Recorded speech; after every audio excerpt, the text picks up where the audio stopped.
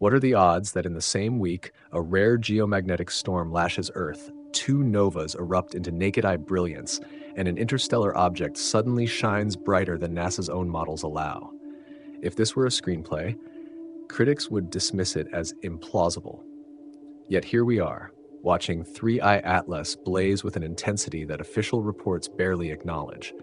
Observers whisper that its brightness is not just reflection light, but release, energy spilling into space in ways we don't yet understand.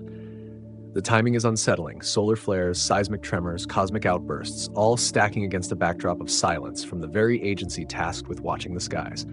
Is this mere coincidence, or does the pattern point to something far stranger? Stay with me until the end, because tonight we'll uncover hidden data, unravel unanswered questions, and explore revelations that could redefine our place in the universe. The official story versus the sky. For weeks, NASA's official pages painted a careful picture. Three-Eye Atlas, the third interstellar visitor known to science, was described as a faint traveler, a modest glow in the heavens, unremarkable to the naked eye, and destined to fade into solar glare by the end of October. The numbers were conservative, the tone measured, and the message clear. This was no spectacle for ordinary stargazers. Just another comet-like body, cataloged, tracked, and left to pass quietly out of history's view. But while those public-facing lines remained calm and understated, something entirely different was unfolding in the skies overhead. Amateur astronomers around the world began to notice a discrepancy.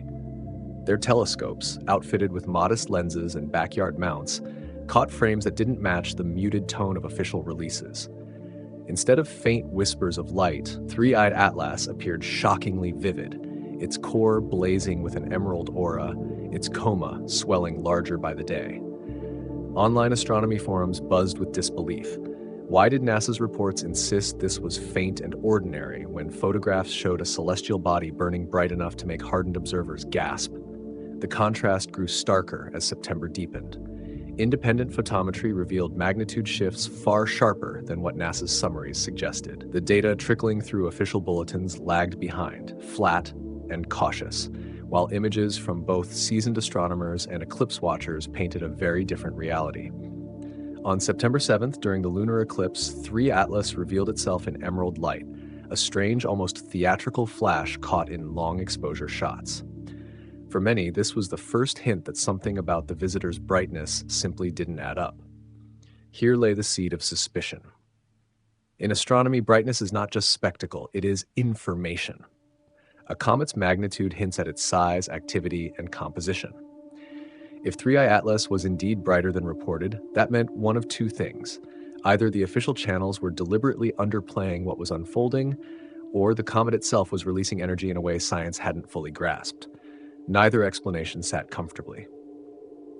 The quiet phrasing of the official story, faint, difficult to observe, not visible to the naked eye, became more than just understatement. It began to sound like misdirection, whether intentional or born of outdated data pipelines. Yet the skies told another tale, a tale of a visitor from beyond our solar system, growing in intensity as it neared its rendezvous with the sun. And as whispers spread across the community, one question rose louder than all the rest. Why was NASA's story so different from what telescopes were seeing with their own eyes? For those watching closely, the divergence felt eerie. It was as if two versions of reality were unfolding in parallel, one written in official reports, the other written across the night sky itself. And as the gap widened, suspicion turned into something else, a hunt for answers. Because if the light of Three-Eye Atlas truly outshone the official record, then the implications stretched far beyond brightness curves and magnitude charts. It meant the interstellar visitor might be powered by forces no one yet understood. And it meant the story of Three-Eye Atlas was only just beginning. The brightening spike. When astronomers talk about comets brightening, they usually mean something predictable.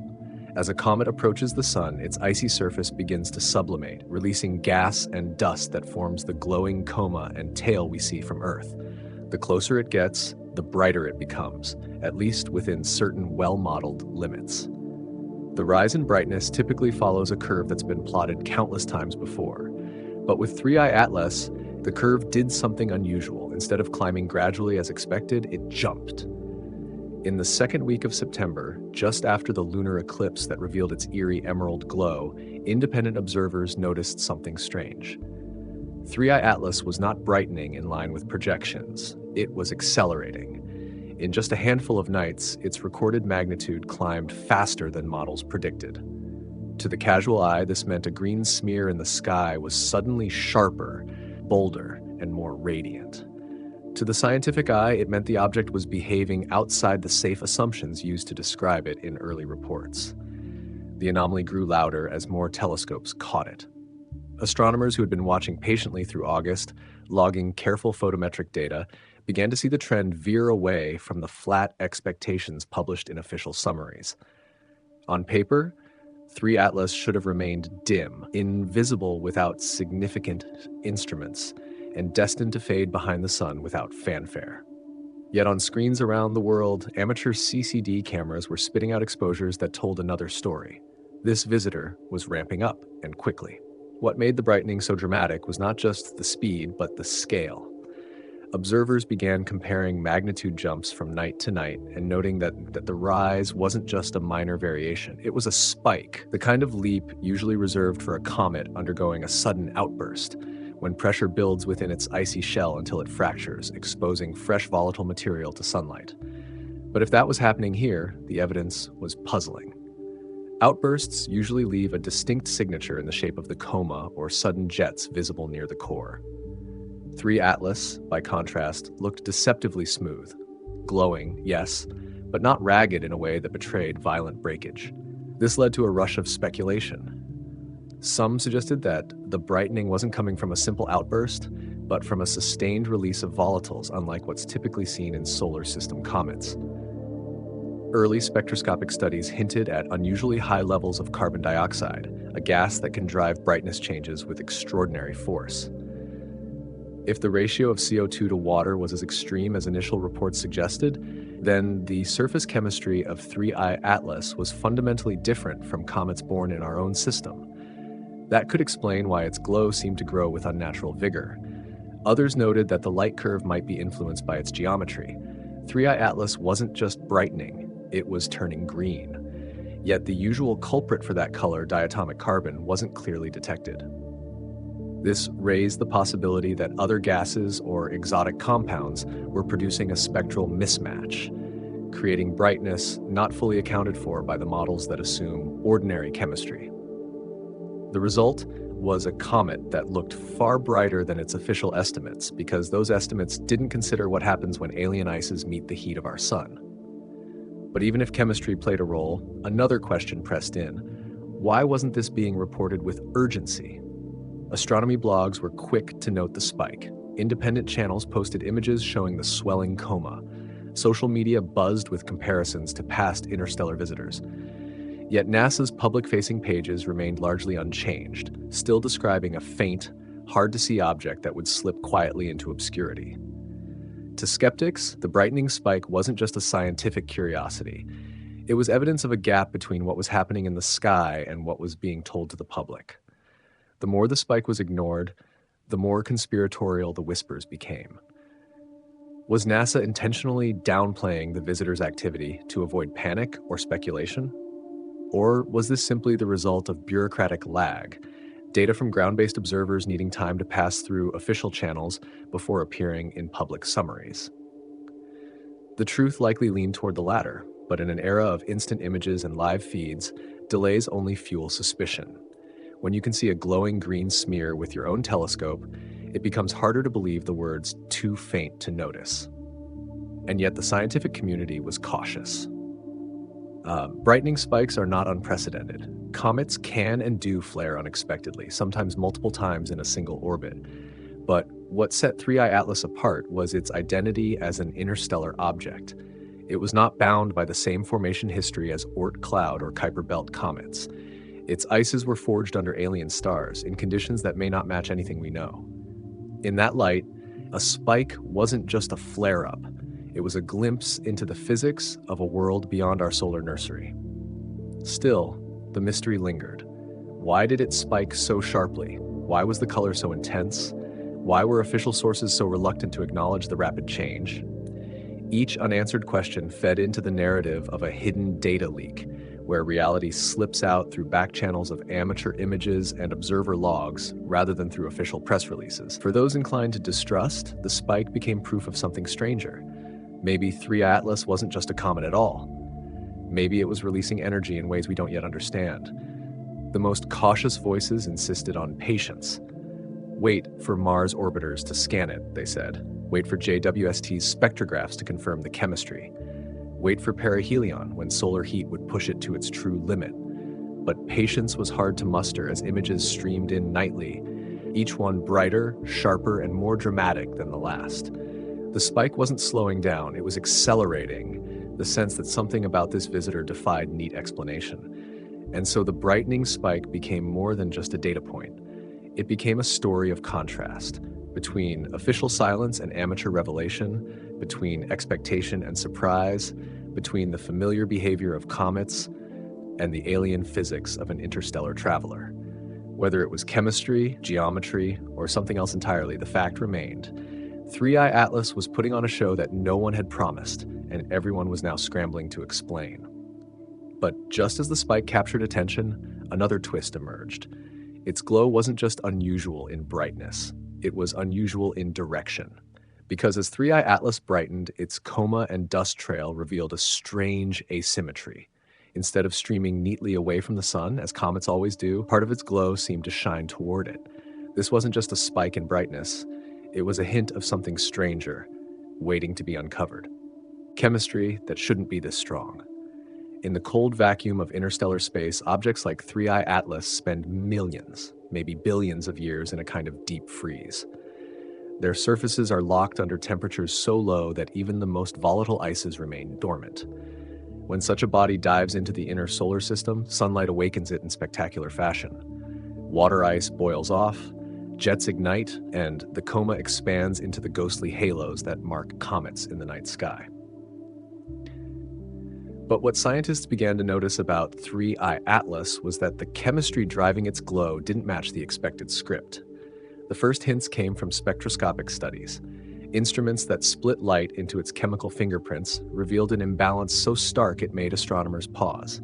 The ratio of carbon dioxide to water vapor, normally tilted in favor of water, was reversed. Instead of a few percent of CO2 relative to H2O, 3I Atlas appeared to be pumping out carbon dioxide at nearly 8 times the volume of water. In the language of comet science, this was not just unusual, it was unprecedented. Why does this matter? Because the chemistry of a comet dictates how it behaves. In most solar system comets, water ice is the workhorse, sublimating into vapor as sunlight warms it, dragging dust and other molecules into space. Carbon dioxide and carbon monoxide can contribute, especially at greater distances from the sun, but they rarely dominate. In 3I Atlas, though, CO2 seemed to be the main engine, driving activity at a scale disproportionate to the comet's modest size.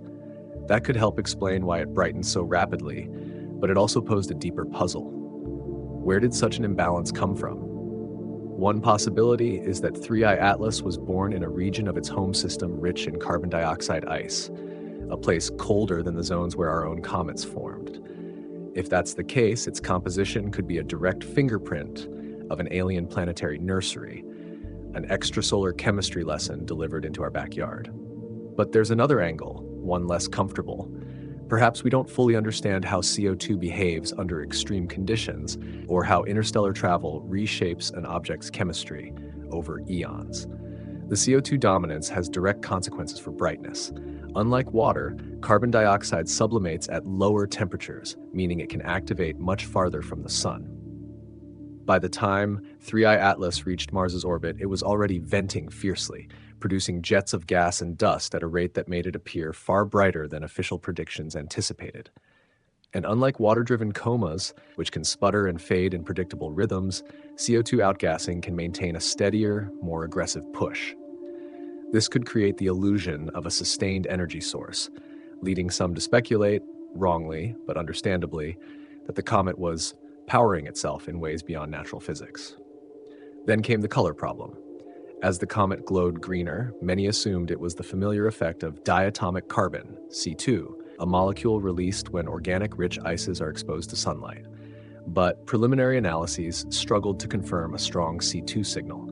Instead, there were hints of cyanide compounds and other exotic fragments, each capable of contributing to the emerald tint.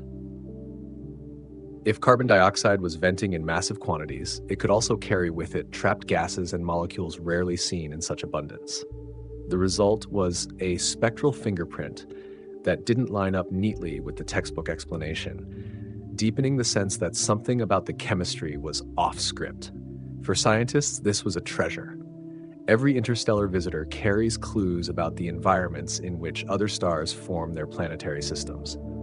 Oumuamua, the first, left behind more questions than answers, showing strange accelerations and an elongated shape but yielding little direct chemistry. Borisov, the second, was more familiar, resembling a hyperactive comet with carbon monoxide playing a key role. 3I Atlas seemed to split the difference, combining the cometary behavior of Borisov with chemical ratios so extreme they belonged to no known family. Each spectrograph scan wasn't just a measurement, it was a message from another solar system, written in volatile ices. But to the public, filtered through sensational headlines and whispered speculation, those same chemical quirks sounded like something stranger. Unnatural chemistry, some blogs called it. Alien fuel, others dared to suggest. The truth is simpler but no less profound. If the ratio is correct, then 3I Atlas is unlike anything we've seen before. And when something defies our catalogs, the temptation to leap beyond science is almost irresistible. Still, the chemistry raised practical questions closer to home. A comet dominated by CO2 is also more fragile.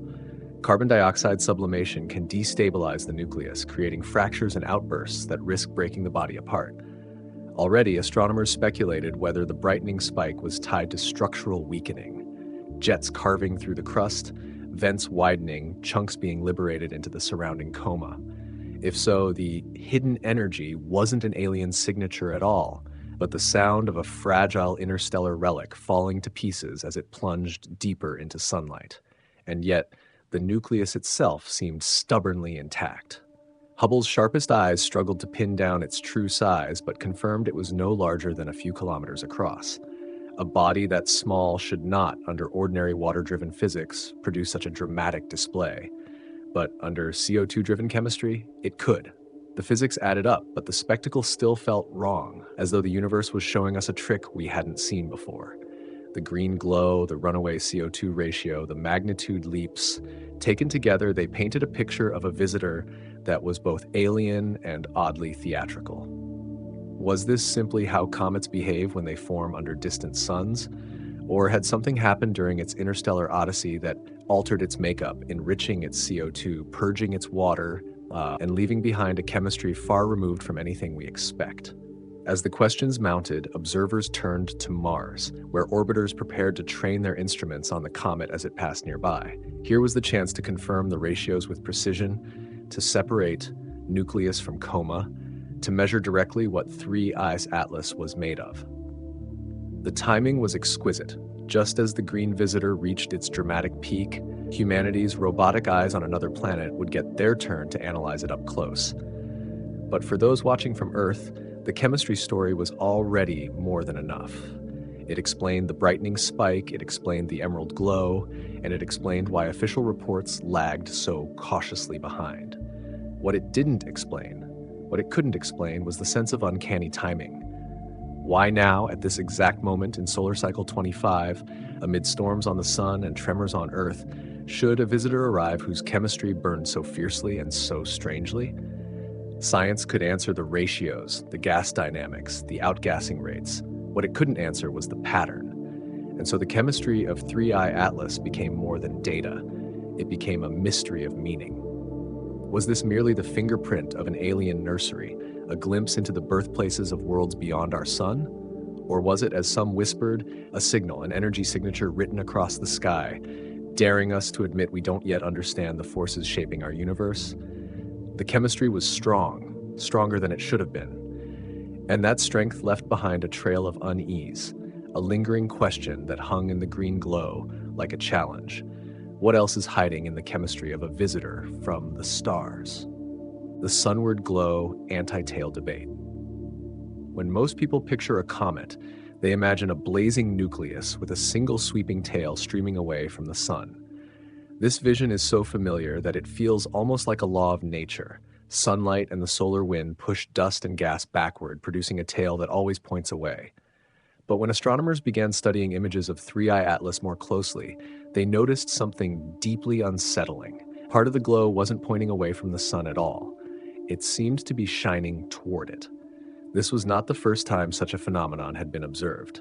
In cometary science, it has a name, the anti-tail. At first glance, it sounds paradoxical. How can a comet have a tail that points in the wrong direction, back toward the sun itself? The answer lies in perspective and geometry. Large, heavy dust particles released by the nucleus don't get blown away as quickly as gas molecules or fine grains. Instead, they remain close to the orbital plane, forming a thin sheet of material. When Earth crosses that plane, the sheet can appear as a spike or wedge pointing sunward, a visual illusion created by alignment. To trained astronomers, an anti-tail is not a violation of physics. It's a rare but natural occurrence. Yet the case of 3I Atlas was unusual. The sunward feature wasn't subtle. It was bright, distinct, and seemed to dominate many of the images circulating online. To the untrained eye, it looked like the comet was defying the fundamental rule of tails. Instead of being blown away by radiation pressure, its brightest outflow appeared to be resisting the sun itself. The contrast was striking enough that amateur observers began sharing side-by-side comparisons with other comets, asking whether this visitor was truly obeying the same laws of nature. Professional teams rushed to clarify the situation. Analyses from Hubble revealed that dust was being expelled vigorously from the sunward-facing side of the nucleus. Rather than being ejected from a hidden vent on the dark side, much of the dust was released directly into sunlight. Normally, solar pressure would quickly redirect this material, but in the early stages of ejection, some of it lingered close to the nucleus, creating a bright, forward-facing glow. To explain the dramatic sunward appearance, researchers invoked a mix of unusual geometry, large grain sizes, and the line-of-sight projection from Earth. But while the explanations fit, they didn't satisfy everyone, because here was the deeper issue. If 3 Atlas was venting material preferentially toward the sun, what did that say about its internal structure?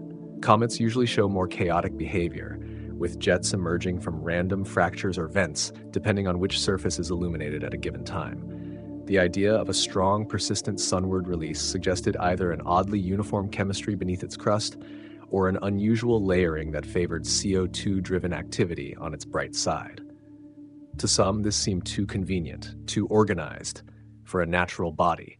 Speculation thrived in the gap between perception and explanation.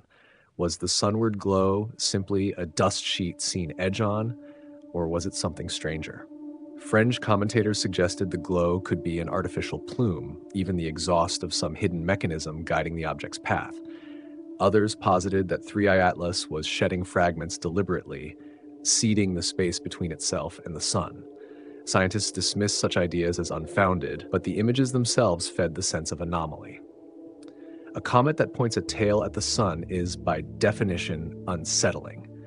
Adding fuel to the fire was the timing. The anti-tail became most obvious as the comet's brightness surged, just weeks before its closest approach to Mars and during an upswing in solar activity. To those watching closely, it looked almost like interaction. Comet and star locked in a strange exchange. Bright material surged outward, yet instead of scattering away, it appeared to push into the sun's direction, as if answering the solar flares with a gesture of its own. Skeptics within the scientific community urged restraint. Anti-tails, they reminded, are not new. Comet Arend-Roland in 1957 produced one so dramatic that it startled the public into thinking the laws of nature had broken. More recently, comets like Pan-STARRS and Anke had displayed similar forward-pointing structures when geometry aligned just right. To place 3I Atlas in this lineage was not unreasonable, but even in that lineage, its sunward spike stood out as unusually prominent, captured not just by high-end telescopes, but by ordinary cameras mounted in backyards. This democratization of evidence magnified the mystery. In decades past, an anti-tail might be a quirk discussed quietly in observatories. In 2025, it was a viral image, passed across forums, social media, and news articles under headlines that asked if a comet was truly pointing a tail at the sun. The scientific term dust sheet was no match for the raw visual shock of a luminous spear of light pointing in the wrong direction. The deeper scientists dug, the more complex the story became. Large-grain dust was a leading explanation. Unlike fine particles, these chunks are harder to push with radiation pressure.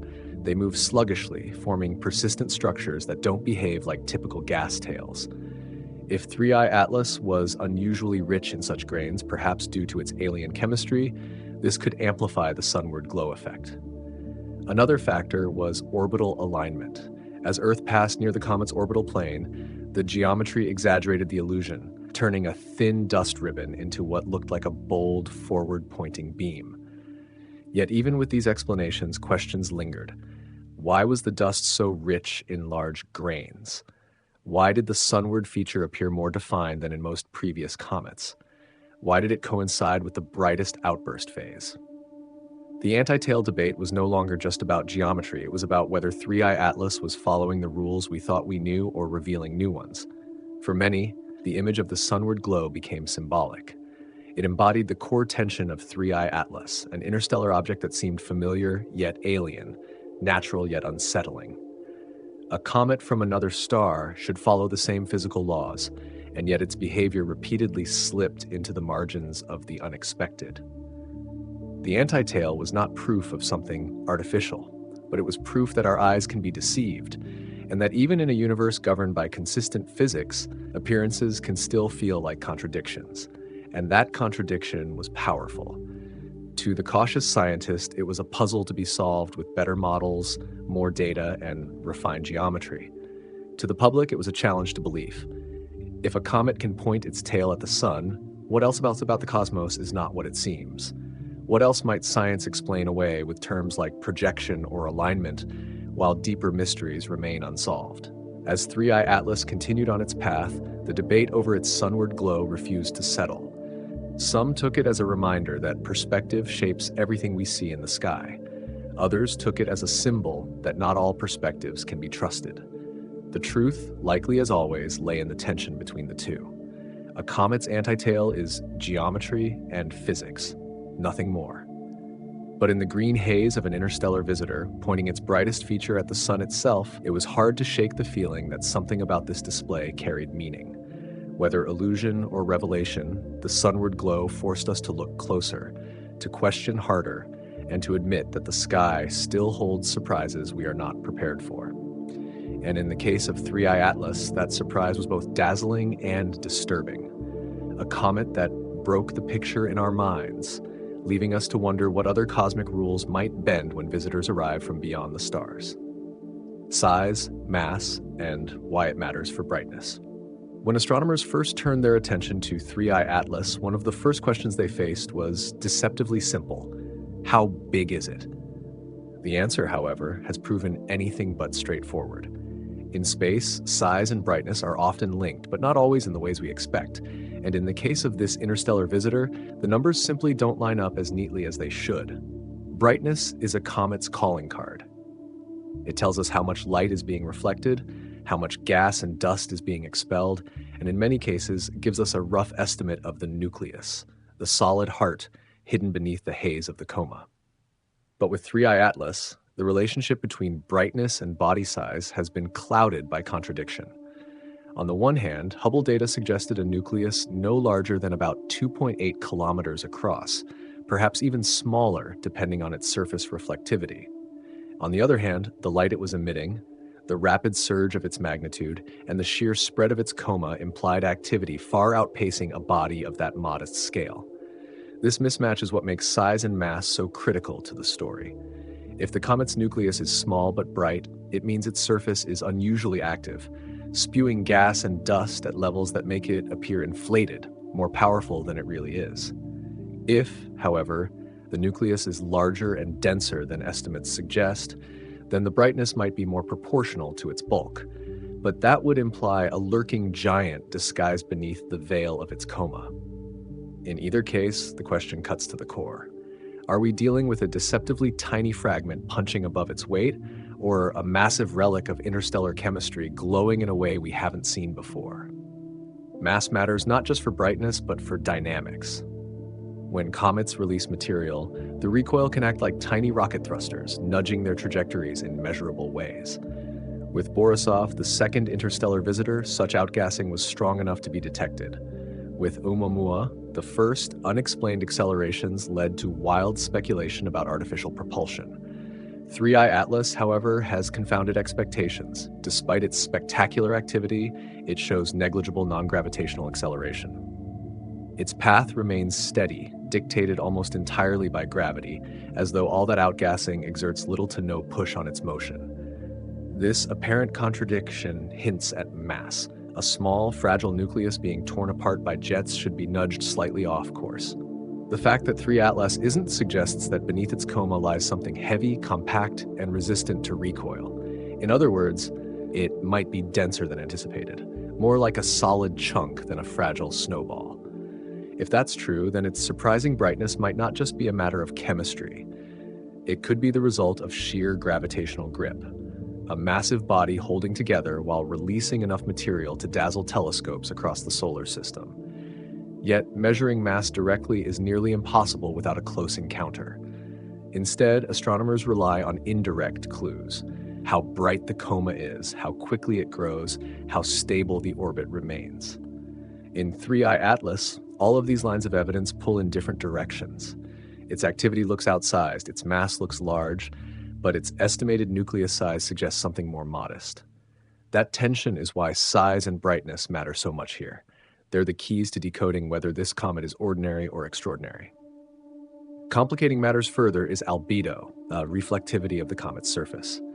A darker nucleus reflects less light, meaning it has to be larger to account for the brightness we see. A shinier surface, by contrast, could allow a smaller body to appear brighter. Most comets are notoriously dark, covered in carbon-rich dust that soaks up sunlight, so scientists lean toward low albedo in their models.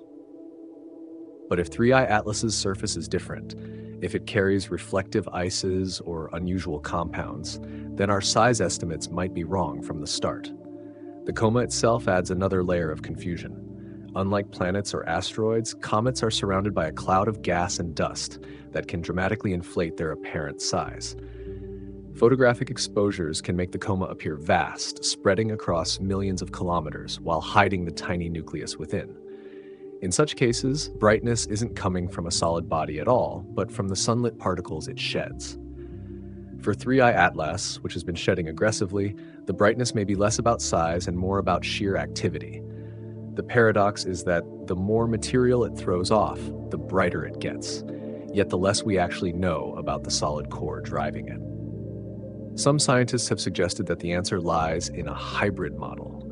Perhaps 3I Atlas is neither tiny nor gigantic, but mid-sized, with a composition so volatile that it can punch far above its weight.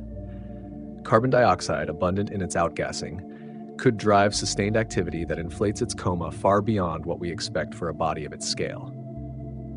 Combined with projection effects, anti-tail geometry, and high dust production, this could make a relatively ordinary nucleus look extraordinary in brightness. But that doesn't erase the nagging puzzle of its stability. A comet venting that aggressively should, in theory, reveal some wobble, some non-gravitational twitch in its orbit. The fact that it doesn't adds to the impression of hidden heft. And if heft is the answer, then we may be looking at a far denser interstellar relic than anyone imagined. A core built not of fragile ices, but of compacted rock and exotic frozen gases from another star system's outskirts. For astronomers, this mystery is more than academic. Size and brightness determine what kind of danger, if any, an object poses. A large, dense comet can survive close passes with the sun, shedding material but keeping its bulk intact. A small, fragile one can fragment suddenly, spawning swarms of debris that ripple across the solar system. If 3I Atlas is larger or heavier than estimated, its long-term survival may be assured. If smaller and more fragile, it could disintegrate in a dramatic outburst at perihelion, scattering fragments that complicate predictions for years to come. The importance of size also connects to the visitor's origin story. If it is indeed massive and dense, then it may have formed deep within its home system, where pressures and chemistry favored heavy, compact bodies. If smaller and volatile, then it may be a fragile survivor from the farthest reaches of an alien Oort cloud, flung into interstellar exile by a passing giant planet. Either way, its dimensions carry the fingerprint of the star system it once called home. And so, once again, brightness becomes a cipher. Is it telling us the comet is big, or is it telling us the comet is exotic? The two stories tug at each other like opposing tides.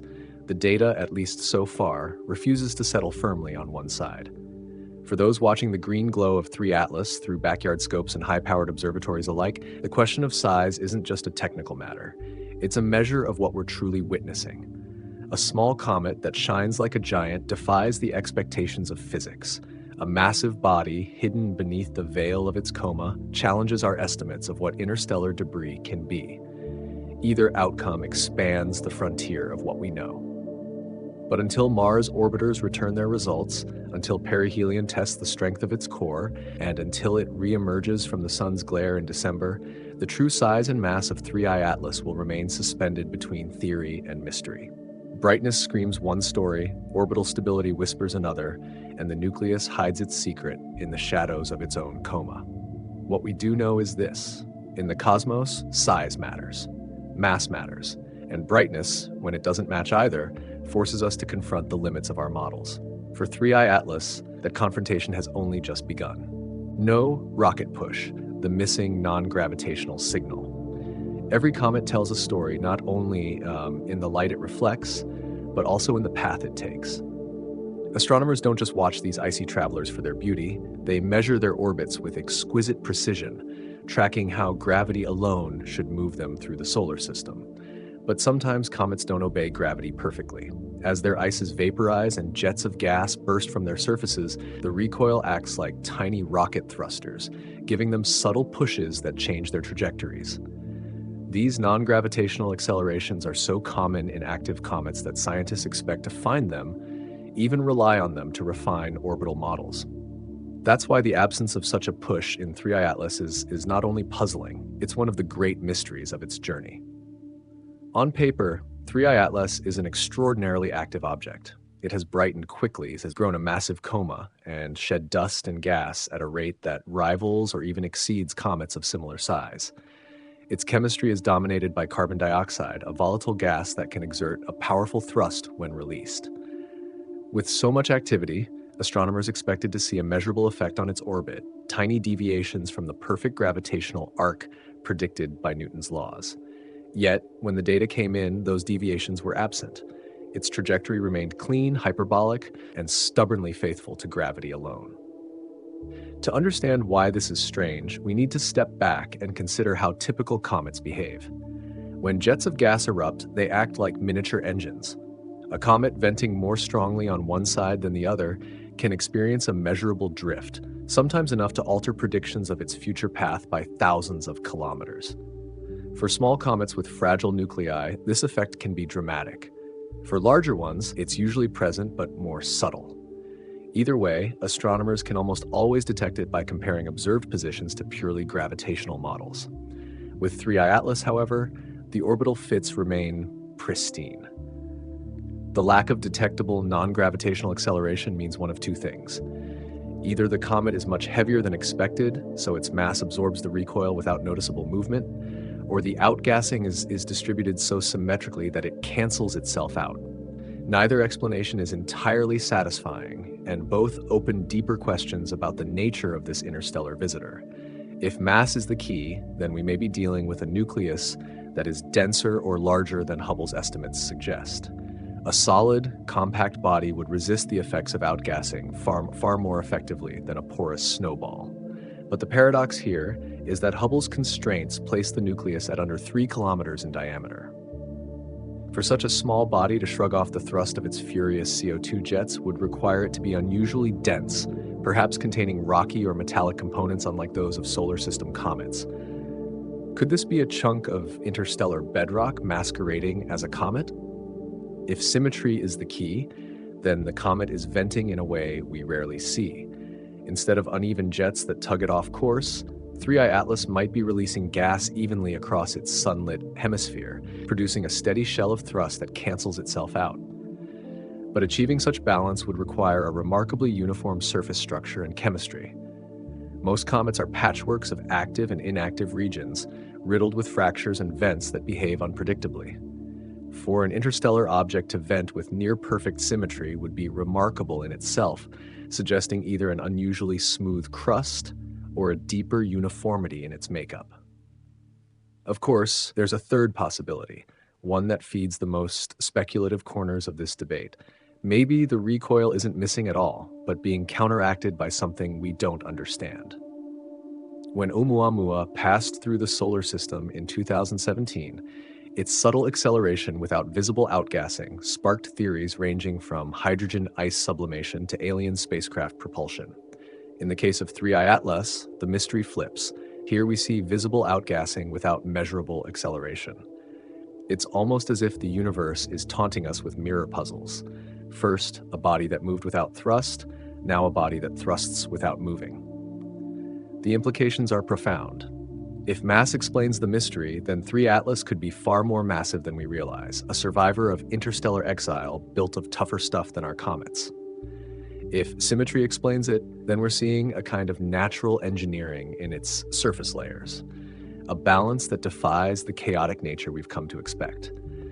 And if neither fully explains it, then we may be staring at physics we don't yet grasp, the kind that forces us to rethink how energy and motion interact in the extremes of space. Adding to the intrigue is the timing of its closest approaches. When 3I Atlas swept past Mars in early October, orbiters turned their instruments toward it, hoping to capture detailed data on its outgassing patterns. If they detect jets that are indeed symmetric, it would confirm one explanation. If they find hidden asymmetries, then the absence of acceleration becomes even stranger, suggesting mass is the dominant factor. Either way, the Martian vantage point could be the key to unlocking why this interstellar traveler refuses to show the rocket push that comet science takes for granted. But while the scientific community awaits hard data, the absence of acceleration has fueled a wave of speculation in the public imagination. Some see it as evidence of artificial control, a comet steered deliberately along its hyperbolic arc. Others see it as a sign that 3I Atlas carries a dense metallic core, perhaps even fragments of a planetesimal from a distant star system. In either case, the story has captured a tension that runs through every discussion of interstellar objects. How do we separate the limits of current science from the allure of the unexplained? It's worth noting that the absence of non-gravitational acceleration is not entirely without precedent. A few solar system comets have shown surprising stability despite vigorous activity, usually explained by larger-than-expected nuclei or outgassing that balances itself over time. What makes 3I Atlas stand out is the combination of extreme chemistry, rapid brightening, and interstellar origin. In such a case, the absence of acceleration feels less like a quirk and more like a clue, evidence that we're dealing with something qualitatively different from what we know. And so the missing rocket push becomes more than a technical detail. It becomes a symbol of the broader puzzle that 3I Atlas represents. This is an object that glows brighter than official reports acknowledge, that vents chemistry stronger than our models predict, that shows a tail apparently pointing toward the sun, and yet through it all, sails along its trajectory untouched by the forces we expect to nudge it.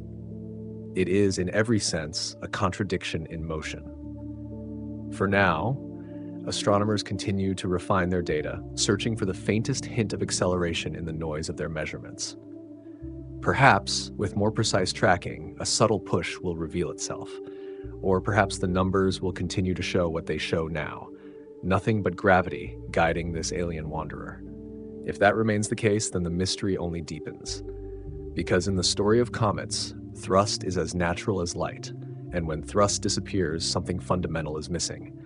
The missing rocket push does not prove that 3 Atlas is artificial. It does not prove that it hides exotic engines or alien intent. But it does prove that we are staring at a body that behaves differently than expected, one that challenges the frameworks we've built to explain how comets live and die. Whether the answer lies in mass, symmetry, or something stranger, the message is the same. The universe is not finished surprising us. And as 3i Atlas sails closer to its date with the sun, its refusal to budge under its own fury hangs like a riddle in the dark. Why does it glow so fiercely, yet move so obediently? Why does it behave like a comet in every visible way, but not in the subtle recoil of physics? These are the questions that will haunt astronomers as they track its final arc through the inner solar system. Because sometimes the silence of what isn't there, the missing push, the absent signal, is louder than the brightest glow of all. A green hue with no usual culprit. For centuries, comets have been called ghosts of the sky. Their pale halos, trailing veils, and shifting forms earn them reputations as omens and messengers. Yet, among all the hues comets can display, white, golden, blue, the most unsettling is green. It evokes radioactivity, poison, and something unearthly, glowing in ways that make people uneasy even when they don't know the chemistry behind it. And now, 3i Atlas has taken on that very hue. Images captured during early September showed a striking emerald tone surrounding the nucleus, a tint so vivid it became one of the most shared features of the comet online. Long exposures during the lunar eclipse highlighted the glow in even sharper relief, framing the interstellar traveler not as a faint smudge, but as a vibrant green ember burning against the darkness of space. For many, it was the moment 3i Atlas transformed from a scientific curiosity into a cosmic mystery. Normally, astronomers know exactly what causes a comet to turn green. The culprit is diatomic carbon, or C2, a simple molecule formed when solar ultraviolet light breaks down organic-rich compounds in the comet's coma. As these C2 molecules fluoresce, they emit a distinctive green glow. This effect is so well known that green comets have become almost routine in astronomy. When a comet passes close enough to the sun, dicarbon usually reveals itself, staining the coma with emerald light. But here's the problem. 3i Atlas doesn't fit the pattern. Spectroscopic measurements, which break down light into its chemical signatures, haven't shown the strong presence of C2 that should accompany such a glow. Instead, they suggest a different balance of molecules, with cyanide compounds and unusually high amounts of carbon dioxide dominating the spectrum. If diatomic carbon is present, it's in amounts too small to explain the intensity of the color observers are seeing. In other words, the green is real, but the usual culprit isn't there.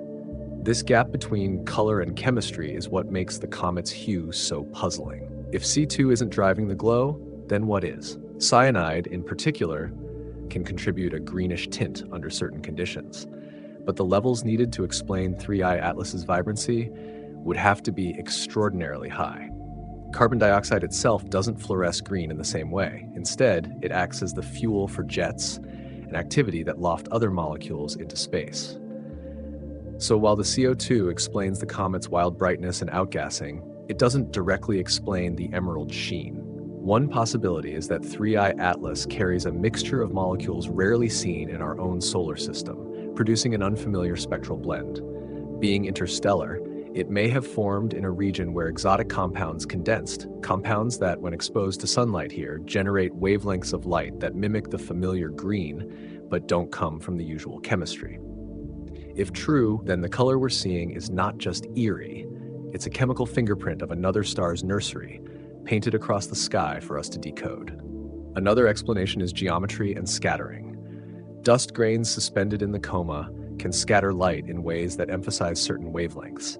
If 3i Atlas's dust is unusual in size, composition, or distribution, it might act like a prism, amplifying green frequencies that would normally be faint. Combined with faint molecular emissions, this could create an exaggerated green tint that tricks both cameras and eyes. But while scattering can enhance a color, it usually can't invent one outright. For the emerald glow to be this vivid, something in the chemistry still has to be contributing. The mystery of the green hue has echoes in history. In the 19th and early 20th centuries, bright green comets caused public panic, with some fearing poisonous gases raining down from the sky. The famous return of Halley's Comet in 1910 sparked mass hysteria when newspapers misreported that cyanogen in its tail could suffocate humanity. Though the science was quickly clarified, the association of green with danger and strangeness stuck in the public imagination. For 3 Atlas to blaze green without the expected chemistry is like a ghost repeating an old trick, but with a twist no one anticipated. The unsettling part is that NASA's official reports have barely touched on the color. Public-facing pages describe the comet as faint, difficult to see, and unremarkable in visibility. They do not highlight the emerald tint, nor the absence of C2 in spectrographic data. This silence, combined with the striking images shared by amateurs, has only deepened suspicions that something is being overlooked, or worse, withheld. Why would an interstellar comet glowing green in unexpected ways not be emphasized as a front-page discovery? To those watching closely, the omission feels less like caution and more like concealment. For scientists, the green is a tantalizing puzzle. If the color isn't from dicarbon, then the door opens to new chemistry. Could nitrogen-bearing molecules, exotic organics, or fragments of alien hydrocarbons be responsible? Could long-chain carbon compounds, formed under the radiation of another galaxy's star, break apart in ways unfamiliar to our models, releasing light at wavelengths we rarely see? Each possibility points to the same conclusion. 3I Atlas is chemically different, and its green hue is a message encoded in alien ice. Some have pushed the idea further, suggesting the glow could come from reactions deeper than sunlight alone, perhaps involving trapped gases or energetic processes within the nucleus itself. If carbon dioxide is venting in unprecedented volumes, it might carry with it buried materials that ignite unusual reactions in the coma. The green in this view is less about sunlight and more about the comet bleeding out exotic chemistry as it disintegrates under pressure. Speculation, of course, leaps even farther. In the same corners of the internet that once claimed Oumuamua was an alien probe, theories now whisper that 3I Atlas's green glow could be artificial, a signal, an exhaust, or even a beacon. To believers in such ideas, the absence of the usual culprit only strengthens the argument. If it isn't natural chemistry, then it must be something else. Scientists dismiss these claims as unfounded, but the mere fact that the color defies easy explanation leaves the door ajar for the imagination. What complicates matters is that the hue isn't constant. Some images show a faint emerald wash, while others capture a deep, saturated glow. Exposure times, filters, and atmospheric conditions all play a role, but the variation also hints at something dynamic in the coma itself. The glow may be waxing and waning as different gases dominate, suggesting a shifting cocktail of emissions that keeps the mystery alive with every passing night. As Mars orbiters scan the comet and telescopes collect more data, the truth may emerge. If spectra confirm an exotic mix of gases, then the green hue will stand as the first direct glimpse of alien chemistry in action. If dust scattering proves stronger than expected, then it may be a case of optics, not molecules. But until then, the emerald glow remains a kind of cosmic riddle, one that refuses to be reduced to simple textbook answers. For now, what we know is this: 3I Atlas shines green without the usual culprit. The familiar explanation has failed, leaving us in the gap between knowledge and mystery. And it is in that gap that the imagination takes root. A comet from another star, glowing in colors we don't fully understand, sailing past our solar system like a messenger. Whether the green is chemistry, optics, or something stranger, it forces us to admit that we are seeing the universe on its own terms, not ours. And in that eerie glow, burning emerald against the black, lies a question no spectrograph can yet answer. What else is hidden in the light of this interstellar visitor, waiting for us to recognize that not everything in the sky can be explained by what we already know? Mars close past timing. Cameras are rolling. If there was ever a moment written into the cosmos like a scene from a carefully crafted screenplay, it was the timing of 3I Atlas's approach to Mars. Interstellar visitors do not arrive often. In fact, in all of human history, we have confirmed only 3: Oumuamua in 2017, Borisov in 2019, and now this glowing green traveler.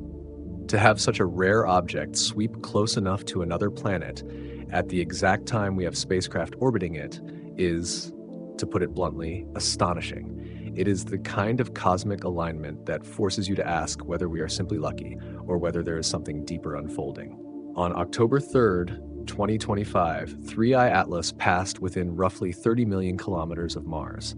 That might sound far, almost 80 times the distance between Earth and the Moon, but in astronomical terms, it was close enough for spacecraft to gather meaningful data. At that very moment, orbiters circling the red planet turned their cameras, spectrometers, and sensors toward the visitor. The European Space Agency's Mars Express, NASA's MAVEN, and the ExoMars Trace Gas Orbiter all prepared to watch, each carrying instruments that could capture details invisible to Earth-based telescopes. For the first time, humanity had an alien world acting as a cosmic observatory, peering outward not at itself, but at an object born under a different star. The timing could not have been better. By early October, 3I Atlas had already entered its brightening spike. Its coma had swelled, its hue had shifted to green, and its dust structures revealed strange asymmetries that fed debate about anti-tails and sunward emissions. From Earth, observations were becoming more difficult as the comet edged closer to the sun's glare. But from Mars, the geometry was perfect. For orbiters circling high above the thin Martian atmosphere, there was no daylight scatter, no atmospheric distortion, just a raw, unobstructed view of an interstellar comet striding past in real time. This was not just chance. Mission teams had quietly prepared for months once the trajectory became clear. Commands were uploaded to point cameras and spectrographs at the exact slice of sky where 3I Atlas would pass. On Earth, ground-based astronomers braced for gaps in visibility as the comet's solar elongation shrank, but at Mars, the window was wide open. To say that cameras were rolling is not poetic exaggeration. It is literal. Terabytes of data streamed from instruments designed to capture atmospheric chemistry and surface details of Mars, suddenly repurposed to watch a comet from another star. Why does this matter? Because a close pass at another planet allows scientists to disentangle mysteries that Earth-based observations alone cannot resolve. Take the question of size and brightness. From Earth, the nucleus of 3I Atlas is buried beneath a coma so large that estimates are fraught with uncertainty. From orbiters, especially those with high-resolution imaging spectrometers, scientists can separate light from the nucleus and light from the surrounding dust. That means sharper constraints on the true size of the body, the density of its coma, and the ratios of gas flowing into space. Then, there's the matter of chemistry. Earth telescopes had already hinted at extreme carbon dioxide levels and puzzlingly weak diatomic carbon signatures. From Mars, spectrographs can peer through the coma without interference from Earth's atmosphere, capturing the ultraviolet and infrared bands where alien chemistry often reveals itself. If exotic molecules are hiding in the glow of 3I Atlas, Mars's orbiters may have already caught them in the act. That data could confirm once and for all whether the green hue is a trick of light, a quirk of familiar molecules, or the fingerprint of something new to science. Timing also meant safety. Whenever a comet passes near a planet, scientists want to know, could fragments collide? In the case of Mars, the answer was no. The comet passed at a safe distance. But even without impact, the planet's instruments could register subtle interactions, such as charged particles from the comet brushing against the solar wind around Mars. The opportunity was irresistible, a chance to study not only an alien comet, but how its presence reverberates through a planetary environment. For the public, the moment carried a sense of cinematic drama. Here was Mars, a world that has always fascinated humanity, now serving as our eyes on a visitor from beyond the stars. The timing felt uncanny. Just as debate about brightness spikes, anti-tails, and green glows reached fever pitch, orbiters happened to be in perfect position to watch closely. For those inclined toward speculation, it seemed too perfect, almost orchestrated. What were the odds that at the exact moment of its closest approach, cameras we placed on another planet would already be waiting? Scientists counter this with probability. Yes, it was rare, but rare events happen. The orbits of spacecraft and the trajectories of comets are governed by predictable physics. Still, even they admitted the significance. In the long arc of astronomical history, it is extraordinarily rare to have robotic eyes positioned exactly where they need to be when an interstellar visitor passes.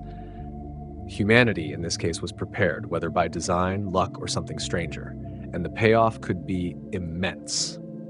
Imagine confirming through Martian orbiters that 3I Atlas carries ices with ratios never before seen. ices that suggest alien planetary systems produce comets with wildly different compositions than our own. Imagine measuring its nucleus and finding it far denser than expected, confirming that its lack of rocket push is due to mass rather than symmetry. Imagine capturing images of dust structures that resolve the anti-tail debate, showing clearly how geometry and grain size produce the sunward glow. Each of these outcomes would rewrite comet science, not in small footnotes, but in bold, new chapters. Already, rumors circulate among astronomers, hints that the trace gas orbiter captured spectral bands inconsistent with any known comet in our solar system. Suggestions that dust models may need to be revised after Mars Express imaged the coma structure. Nothing has been officially released yet. Such data takes months to process, calibrate, and publish, but the whispers alone are enough to ignite imaginations. If the chemistry of 3I Atlas is confirmed to be alien in ways beyond just ratios, then this close pass will go down as one of the most significant astronomical observations of the century. The fact that this is happening at Mars, not Earth, makes the story even more compelling. For decades, we have dreamed of using other planets as observational outposts, a network of vantage points across the solar system. With 3I Atlas, that dream became reality. The red planet, once thought to be the destination of itself, became the observer of a mystery from beyond. Its silent orbiters, circling under thin skies, transformed into cosmic witnesses to an interstellar drama. And there is a human element here, too. Somewhere in mission control rooms on Earth, engineers and scientists watched as their spacecraft turned outward, away from Mars toward a comet born under another sun. They knew that the commands they sent were being executed in real time on another world. They knew that their cameras were rolling on a story billions of years in the making. For them, it must have felt like touching history with their fingertips. As the data trickles back and analysis begins, one truth is already certain. The Mars Close Pass was not just an astronomical event. It was a milestone in humanity's unfolding relationship with the cosmos. We were not passive observers this time, looking up from one small planet. We were active participants, leveraging the machines we've placed on another world. Watch a traveler from the stars. It was science elevated into story, technology woven into destiny. And when the results are published, whether they confirm exotic chemistry, hidden mass, or something stranger still, they will carry the weight of that moment. The knowledge that cameras were rolling, perfectly timed, as an alien visitor brushed past Mars. It was not just a pass. It was a performance written in the heavens. And for the first time, we had front row seats on two planets. What the cameras saw may take months to unravel, but the fact they were watching at all has already changed the narrative. The universe offered us a visitor. We answered by pointing every lens we had, even those orbiting another world. And that response, more than anything, proves that when the cosmos whispers, humanity is learning to listen with all its eyes. Solar cycle fireworks the same week. Sometimes the universe writes a script so perfectly timed that even skeptics are forced to pause. Just as 3I Atlas made its dramatic close pass with Mars and reached its peak of eerie green brightness, the sun decided to put on a show of its own. The timing was uncanny. In the final days of September and the first days of October 2025, our star erupted in a series of powerful outbursts, including a G3 geomagnetic storm that rattled Earth's magnetic field. On the surface, these were separate events: a comet drifting inward from interstellar space, and a star cycling through its usual peaks of magnetic activity. But for many, the overlap was too close, too charged with synchronicity to ignore. The sun, after all, is in the throes of solar cycle 25, a phase of heightened activity that comes roughly every 11 years. Sunspots bloom across its surface, magnetic field lines tangle and snap, and coronal mass ejections hurl billions of tons of plasma into the solar system. For decades, scientists have tracked these cycles with a mixture of fascination and unease, knowing that their storms can disrupt satellites, power grids, and even biological systems on Earth. To have a geomagnetic storm strong enough to reach G3, strong classification, erupt just as an interstellar comet came closest to Mars seemed to some like a cosmic wink. At the heart of the fireworks was a coronal mass ejection that left the sun days earlier, a billowing cloud of charged particles traveling at over 1 million miles per hour. By the time it reached Earth, it slammed into our magnetosphere with enough force to paint auroras across skies as far south as Colorado, Germany, and northern Japan. The storm disrupted high-frequency radio communications and briefly rattled satellite systems. While scientists calmly noted that G3 storms are not rare and pose little long-term danger, the public saw it differently. News headlines linked the green skies on Earth with the green comet above, weaving the two into a single narrative of cosmic upheaval. It wasn't just the auroras. Solar telescopes recorded a cluster of X-class solar flares during the same week, some of the most powerful bursts of electromagnetic radiation the sun can unleash. These flares were accompanied by bursts of radiostatic that cascaded across observatory instruments, a reminder of how quickly the sun can disrupt even our most precise monitoring systems. For the average observer, this was simply more noise in the news cycle. But for those watching both the sun and the comet, the juxtaposition was electric. Two rare spectacles, an interstellar visitor and solar storms, unfolding at the same time felt less like coincidence and more like choreography. Scientists, cautious as ever, emphasized that the overlap was just that, coincidence. Solar cycles are predictable, and the sun was always expected to be lively in late 2025. Comets, meanwhile, pass through on their own timetables, indifferent to solar weather. The lack of a physical link between the two didn't stop speculation, though. On social media, theories spread that 3I Atlas itself might be triggering solar outbursts, its alien chemistry interacting with the star in ways we don't yet understand. Some imagined the comet as a spark, its gases or dust influencing solar magnetic fields. Others wove the timing into prophecies, seeing in the dual displays a sign of cosmic change or divine message. Beyond the speculation, however, lies a subtler point. Solar activity does affect comets. When a coronal mass ejection plows through the solar system, it can buffet cometary tails, ripping them into streamers and creating dramatic disconnections visible from Earth. In fact, astronomers have long studied comets as natural space weather monitors, their tails serving as giant visible indicators of solar storms. If 3I Atlas was indeed caught in the blast of the late September CME, its already strange anti-tail and bright coma may have been further sculpted by the charged plasma. Some observers even reported fluctuations in its brightness and morphology during those days, though whether these were directly linked to solar activity remains unclear. There is also the psychological impact of timing. Human minds are wired to detect patterns, to weave stories from coincidence. When two rare events align, an interstellar comet and a strong geomagnetic storm, the urge to see connection is irresistible. This is why ancient cultures so often linked comets with eclipses, earthquakes, or wars. The sky seemed to conspire with earthly events. In 2025, despite centuries of scientific progress, we are not so different. The sight of a green comet flaring near Mars while auroras dance across our skies is enough to reignite that primal sense of omen. For scientists, the fireworks week is both opportunity and caution. On one hand, it allows for multi-layered observation, comets responding to solar storms, Earth's magnetosphere reacting to CMEs, and Mars orbiters capturing simultaneous data. On the other hand, it risks muddying the narrative. To the careful eye, these events are separate threads. To the public, they weave into one tapestry. And in that tapestry, science has to tread carefully, not to dismiss the wonder, but to disentangle reality from mythology. Still, even scientists cannot deny the poetry of the moment. As auroras rippled across Earth's skies, Mars's orbiters turned their cameras outward to record an interstellar comet. It was as if the cosmos itself staged a show on two planets at once. For astronomers working late into the night, the glow of auroras outside their windows must have felt like a mirror to the green glow of the comet overhead. The sun, the comet, and Earth were locked in a strange triangle of light. Looking forward, this convergence may hold practical lessons. If 3I Atlas's tail did respond to the CME, then its behavior could serve as a data point for how interstellar objects react to solar weather. It could tell us about the conductivity of its dust, the volatility of its gases, and the resilience of its nucleus under stress. Such information is invaluable.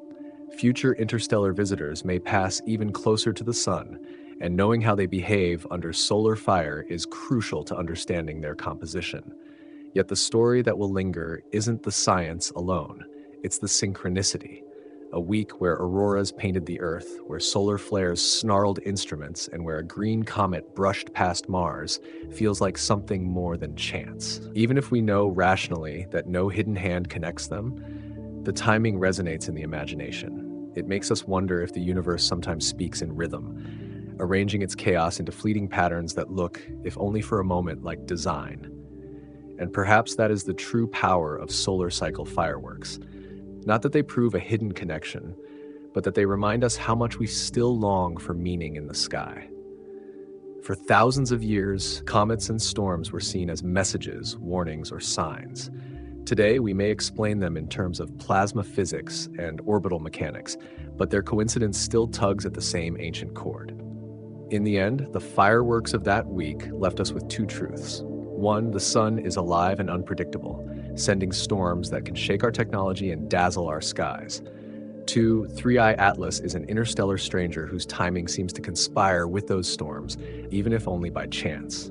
Together they created a week of wonder, a chapter of cosmic theater that will be remembered not just for what it taught us, but for how it made us feel, like participants in a mystery far greater than ourselves. As the auroras faded and the comet continued on its course toward perihelion, the sense of synchronicity lingered. Was it coincidence?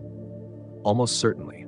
Was it meaningful? Absolutely. Because in the glow of solar storms and the green light of an alien comet, we were reminded once again that the universe is not a silent void.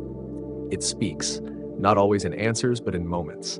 And in late September 2025, its message was written in fire across the sky. 2 new stars this year, the Nova coincidence. In ancient times, the sudden appearance of a new star in the sky was nothing less than terrifying. To civilizations that mapped the heavens with painstaking care, a star that hadn't been there the night before could only mean a message from the gods or a warning of upheaval. The Greeks called them guest stars.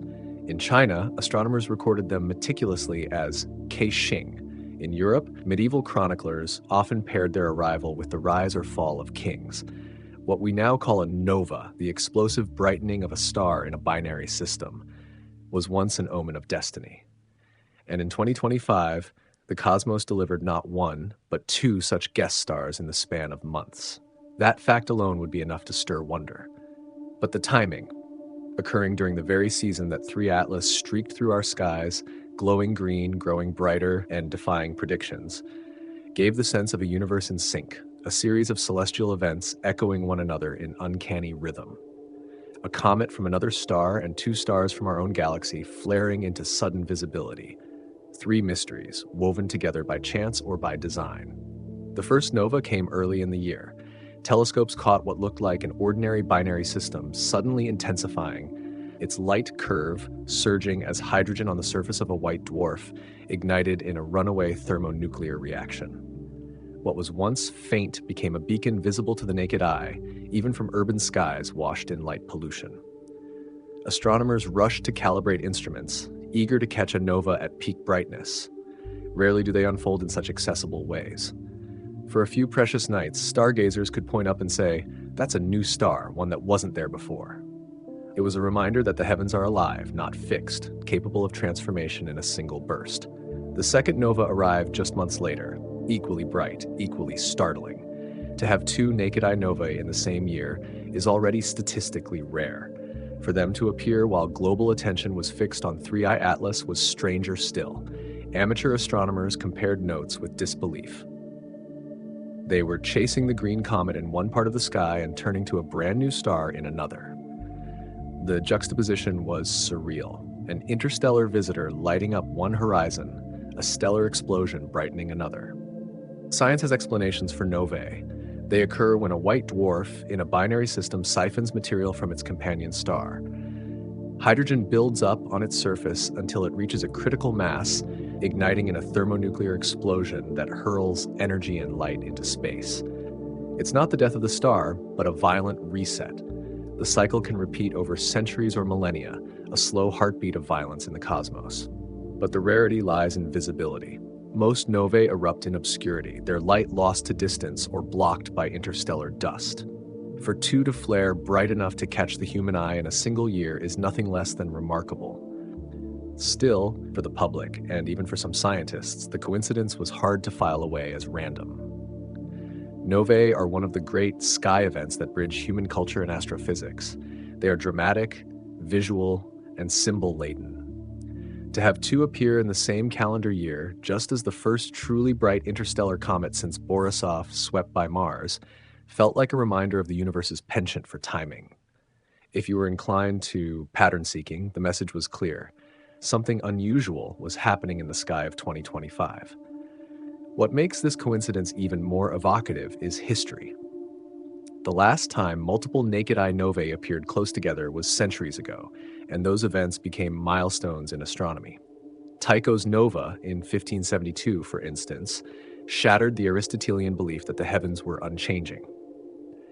To him and his contemporaries, the sudden arrival of a new star proved the cosmos was dynamic, that the celestial sphere could be pierced and renewed.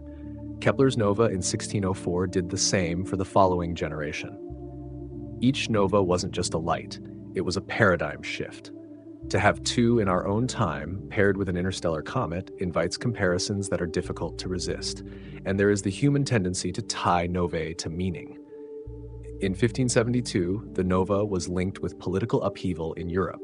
In 1054, a supernova visible in daylight was woven into Chinese chronicles as a portent of dynastic change. Even today, social media feeds filled with speculation. Were the two new stars heralds of global shifts, signs of transformation, or mere coincidences dressed in wonder? Scientists remind us, novae are not rare in the galaxy, only rare to see. The Milky Way likely hosts dozens each year, invisible without telescopes. The fact that two of them happen to flare into naked-eye brilliance in the same year as 3I Atlas's passage is chance, not causation. Yet chance, when it feels this poetic, can carry more weight than certainty. The impact of the nova coincidence goes beyond speculation. For astronomers, it has been a golden year of observation. Telescopes across the electromagnetic spectrum, from radio arrays to X-ray satellites, were turned toward both novae, capturing data that will feed models for decades. The fact that they coincided with heightened public attention due to the comet meant that astronomy, often relegated to niche circles, was suddenly center stage in global conversation. When ordinary people are asking about comets, novas, and solar storms all in the same breath, it marks a cultural moment when the cosmos briefly reclaims its role in daily human thought. But for the narrative of 3I Atlas, the nova coincidence is more than background. It amplifies the sense of a sky alive with omens, a comet from beyond the solar system, a sun erupting with storms, and two stars bursting into new visibility, all within the same frame of time. Even the most disciplined scientific mind must admit it feels unusual, it feels orchestrated, and that feeling, whether grounded in reality or not, shapes how we experience the universe. There is also a subtle irony. Novae are violent resets, explosions that tear away accumulated matter and leave behind a star ready to begin the cycle again. 3I Atlas, meanwhile, may be in the process of tearing itself apart, fragmenting under the stress of solar heating. Both phenomena embody the same cosmic truth. Destruction is also renewal. Light blooms not from stability, but from instability. And whether it is a star in a binary system or a comet from interstellar space, what we witness is transformation. The universe revealing that nothing lasts unchanged. If the comet and the novae are linked, it is not by cause, but by meaning. They remind us of the fragility of the heavens we take for granted. Stars are not eternal. Comets are not static, and the sun itself ebbs and flares in cycles of violence. For a species that once thought the sky was fixed and divine, these reminders cut deep. They show us we are passengers in a universe that is alive, turbulent, and unpredictable. And so the nova coincidence lingers in the imagination. Two new stars blazing in the year an interstellar comet arrived. To the skeptical mind, it is random. To the poetic mind, it is pattern. Perhaps both are true at once. Random in cause, meaningful in experience. Because when we look back on 2025, we won't remember just the data curves or the calibrated measurements. We will remember the feeling of stepping outside, looking up and seeing a sky alive with change. A green comet, solar storms, two new stars. The heavens themselves seem to be in conversation. And in that conversation, humanity found itself listening once again, wondering if the universe was speaking to us in the only language it knows, light. From plates to public pages. Why the numbers lag. When a comet flares in the night sky, the story of its brightness doesn't leap straight from telescope to headline. There is an invisible chain between raw light and public knowledge, and along that chain lie delays, filters, and decisions that shape what people are told. For 3I Atlas, a body already steeped in suspicion for shining brighter than official reports admitted, this chain has become the focal point of debate. Why do NASA's pages still describe a faint, unremarkable visitor, while amateur astronomers upload images that show a glowing green spectacle? The answer lies in how numbers move from plates to public pages. The process begins at the telescopes. Every night, amateur astronomers and professional observatories across the world track comets like 3I Atlas, taking exposures, calibrating their instruments, and logging the magnitude of what they see. These raw numbers, photometric measurements of how much light the comet reflects, are recorded in logbooks, spreadsheets, or directly into digital archives. Each observer corrects for atmospheric distortion, for exposure length, and for the faint spread of light across their detectors. The result is a number, often with decimals, that says, on this night, at this time, the comet's brightness was measured at magnitude X. But those numbers don't become official overnight. They are submitted to clearinghouses like the Minor Planet Center, MPC, an organization that compiles reports from around the world. The MPC checks for consistency, weeds out obvious errors, and averages measurements into formal reports called MPX, Minor Planet Electronic Circulars. These bulletins are dense with data, filled with tables of magnitudes, orbital elements, and positional accuracy. For professional astronomers, they are the heartbeat of comet tracking. For the public, they are invisible. Only after this stage do agencies like NASA or ESA update their public-facing comet pages. And here is where the lag begins. By the time brightness curves are updated on a website, the measurements they are based on may already be days old. In the fast-changing life of a comet, especially one from interstellar space with unpredictable chemistry, days can make all the difference. 3I Atlas in early September brightened faster than expected. Amateur astronomers saw it in real time, but official sites, built on averages and cautious estimates, continued to describe it as faint, hard to see, and scientifically modest. This is not deception. It is bureaucracy. Agencies prefer to understate rather than overstate. To announce a naked eye spectacle and then watch it fizzle would undermine credibility. To say it will remain faint and then be proven wrong is safer, because the correction comes in the form of surprise rather than disappointment. Public pages are therefore conservative by design. They smooth over spikes, wait for confirmation, and present a steady narrative rather than the chaotic truth of nightly observations. But in the age of instant images, this conservatism creates suspicion. When amateurs post photographs of a comet blazing emerald in the sky, yet NASA's page still says too faint to see, the gap feels like misdirection. The very process meant to prevent hype ends up fueling it.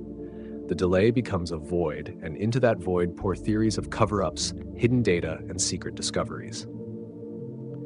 For 3I Atlas, a comet already cloaked in anomalies, the lag between plates and pages has been interpreted not as caution, but as concealment. Another factor is the way brightness is measured. Magnitude is not a simple number. It depends on where you measure. Some observers focus on the inner coma, isolating the nucleus and recording a fainter value.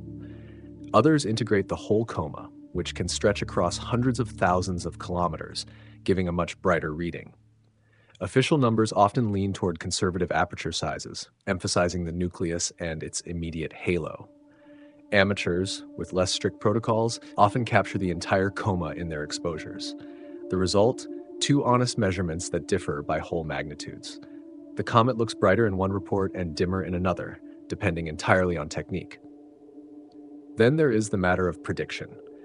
Brightness curves are modeled using parameters like distance from the sun, distance from Earth, and assumed sublimation rates of water ice. But 3 Atlas is not a water ice comet in the familiar sense. Its carbon dioxide dominance throws the models off. Instead of following the smooth logarithmic curve expected of a normal comet, it brightened in fits and bursts, defying forecasts. Official pages, tied to models, lagged behind the reality unfolding on screens worldwide. To illustrate, consider the lunar eclipse of September 7th. Photographers captured stunning green images of 3I Atlas alongside the darkened moon, its brightness shocking even seasoned observers. Yet days later, NASA's main site still described it as faint, difficult to spot without large telescopes. The reason? The official magnitude listed had been logged before the spike, averaged with earlier, dimmer readings, and published cautiously. By the time it was updated, amateurs had already created a narrative of NASA hiding the truth. The gap between science and story widened. The lag isn't just technical, it's cultural. Science moves on peer-reviewed time. Data must be confirmed, cross-checked, and written into papers that withstand scrutiny. Public agencies reflect that tempo. Amateurs, by contrast, move at internet speed. An image captured tonight can be uploaded in minutes and shared globally by dawn. When these tempos collide, the result is mistrust. The public sees a green comet today. NASA posts a faint brightness curve tomorrow. The story writes itself, they're lying. But even mistrust reveals a deeper truth. Comets are unpredictable. They resist neat forecasts, humbling our models and exposing the limits of caution. In the case of 3I Atlas, the brightness surge was real. The green glow was real. The lag was not conspiracy. It was the inertia of a system built to prioritize certainty over immediacy. And yet, the very existence of this lag has consequences. For 3I Atlas, it has amplified the sense that something extraordinary is happening. The silence of official voices contrasts so sharply with the evidence of the sky that many cannot help but suspect a cover-up. This suspicion is not born only of paranoia. It is born of history.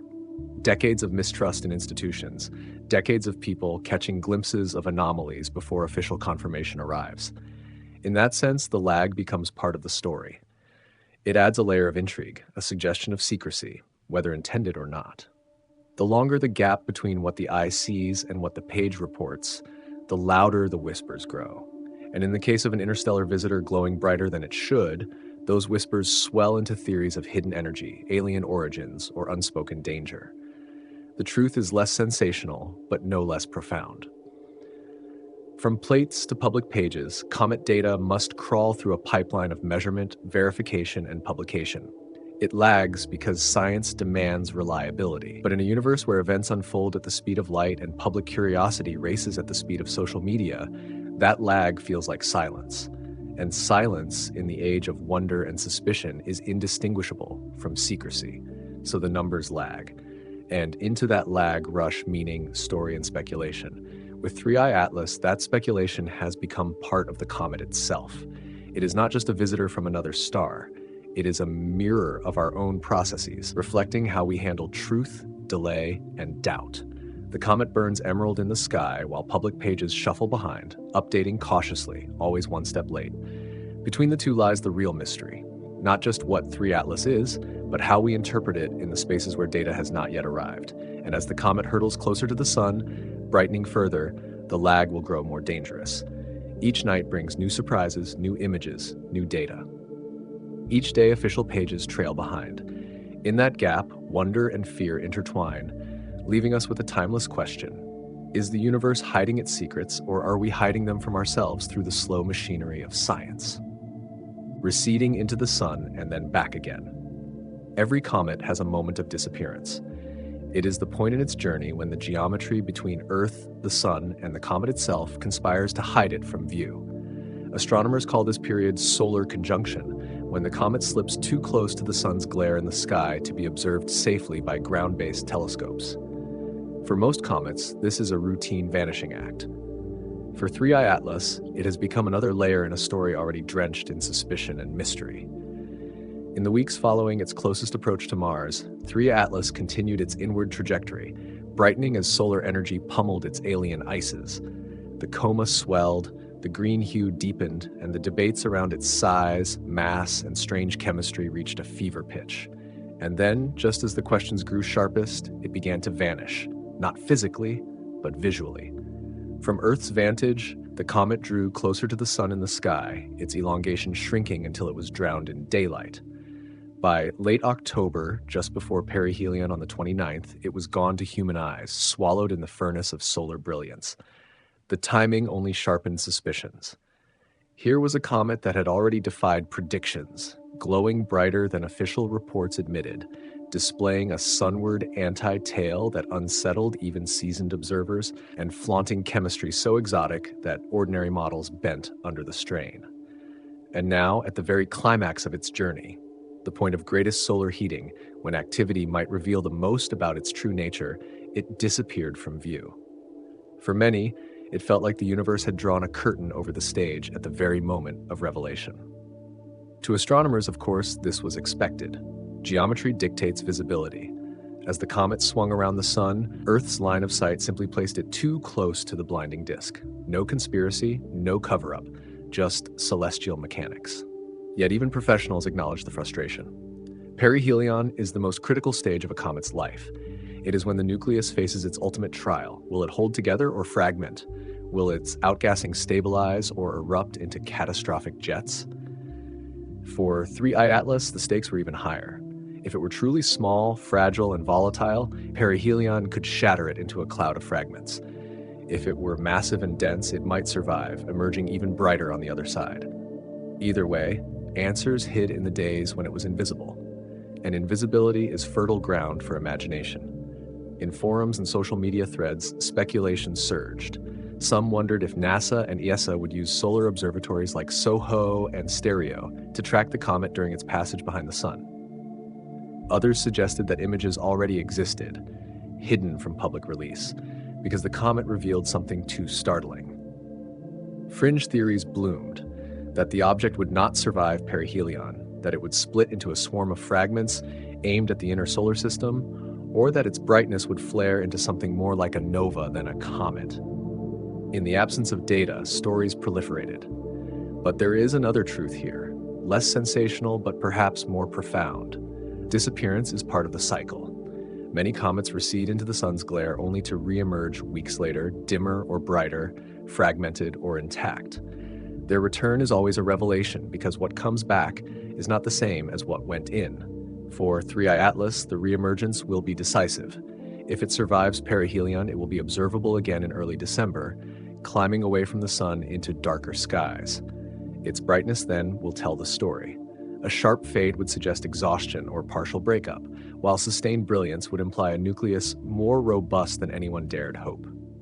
There is also the poetic irony of its timing. Just as public attention peaked, green glow, solar storms, twin novae, the comet turned its back to Earth. It forced us into patience, into waiting through weeks of invisibility. The story paused not with resolution, but with suspense. It is as though the cosmos itself understands narrative tension, hiding the climax until we are forced to imagine what might be happening in the dark.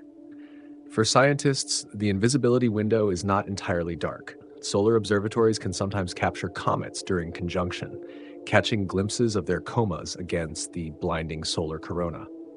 Instruments like SOHO's LASCO coronagraph have photographed dozens of comets plunging close to the sun, some evaporating in real time. Whether 3I Atlas will be caught in similar frames remains to be seen, but if it is, those images will be among the most coveted of the year. Because if the comet flares, fragments, or vanishes at perihelion, the first evidence may come not from ground telescopes, but from cameras designed to watch the sun itself. But even with coronagraphs, the reemergence in December will be the true test.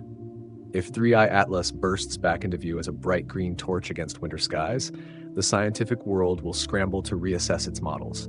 If it limps out as a faint smear, it will confirm predictions of fragility. If it fails to appear at all, it will mean the sun claimed it, an interstellar relic reduced to dust before our eyes. Each scenario carries profound implications. Survival would confirm mass and density, destruction would highlight volatility, and partial fragmentation would open new debates about how alien comets differ from our own. For the public, though, the story is less about numbers than about drama. A comet that arrives from another star, glows green, grows brighter than predicted, and then vanishes into the sun, only to promise a return weeks later. That is myth made real. It echoes the cycles of death and rebirth in ancient storytelling, where gods descend into the underworld and return transformed. It recalls Persephone disappearing into Hades, or the sun itself reborn after solstice. In 3 Atlas, people see not just physics but narrative. the descent into fire, the test of survival, and the uncertain return.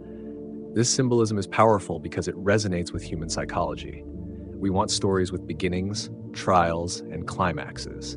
We want returns, and when the universe delivers such a story in real time, it is almost impossible not to frame it as something more than coincidence. Even the scientists who write careful reports must acknowledge the awe. To watch an interstellar traveler dive behind the sun and wait for it to emerge is to witness something deeply primal, the cosmos performing its own resurrection play. But there is one more wrinkle. If the comet emerges brighter than ever, it will pass into skies dominated by holiday lights, long nights, and global attention. Its reappearance in December could coincide with cultural moments when people are already looking up, reflecting, and seeking meaning. A green star in winter skies could become not just an astronomical event, but a cultural one, echoing across news cycles, art, and imagination. And that possibility of a comet reborn in December adds even more weight to the weeks of invisibility. So we wait. As 3 Atlas recedes into the sun, we are left with speculation, suspicion, and wonder. Scientists calculate perihelion distances, thermal stresses, and fragmentation probabilities. Amateurs watch for coronagraph images and swap theories about what will emerge. The public, caught between awe and mistrust, imagines both doom and revelation. And in the silence of the sun's glare, the comet itself writes its next chapter unseen. What comes back will decide the story. A faint shadow, a blazing survivor, or nothing at all. Each outcome will settle some mysteries and deepen others. But the fact that 3I Atlas vanishes now, at its moment of greatest drama, ensures that its legend will outlive its visibility.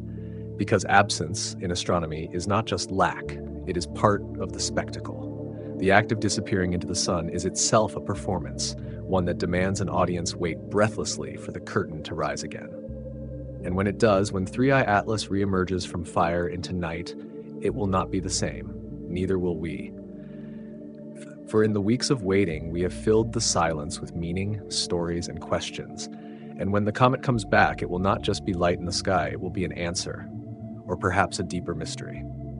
Speculation zone, tech, seeds, and nickel. Every great mystery in the sky eventually crosses into dangerous territory, the zone where science blurs into speculation. 3I Atlas has now firmly entered that space. It is not enough for some to say it is a comet, however exotic its chemistry may be. Its behavior, its brightness spikes, its eerie emerald hue without the usual culprit, its strange anti-tail pointing sunward, and its refusal to show the rocket push that should come from furious outgassing has become fertile ground for theories that leap far beyond physics textbooks. This is the speculation zone, where astrophysics meets imagination, and where the questions get stranger than the answers. The first thread of speculation is technological.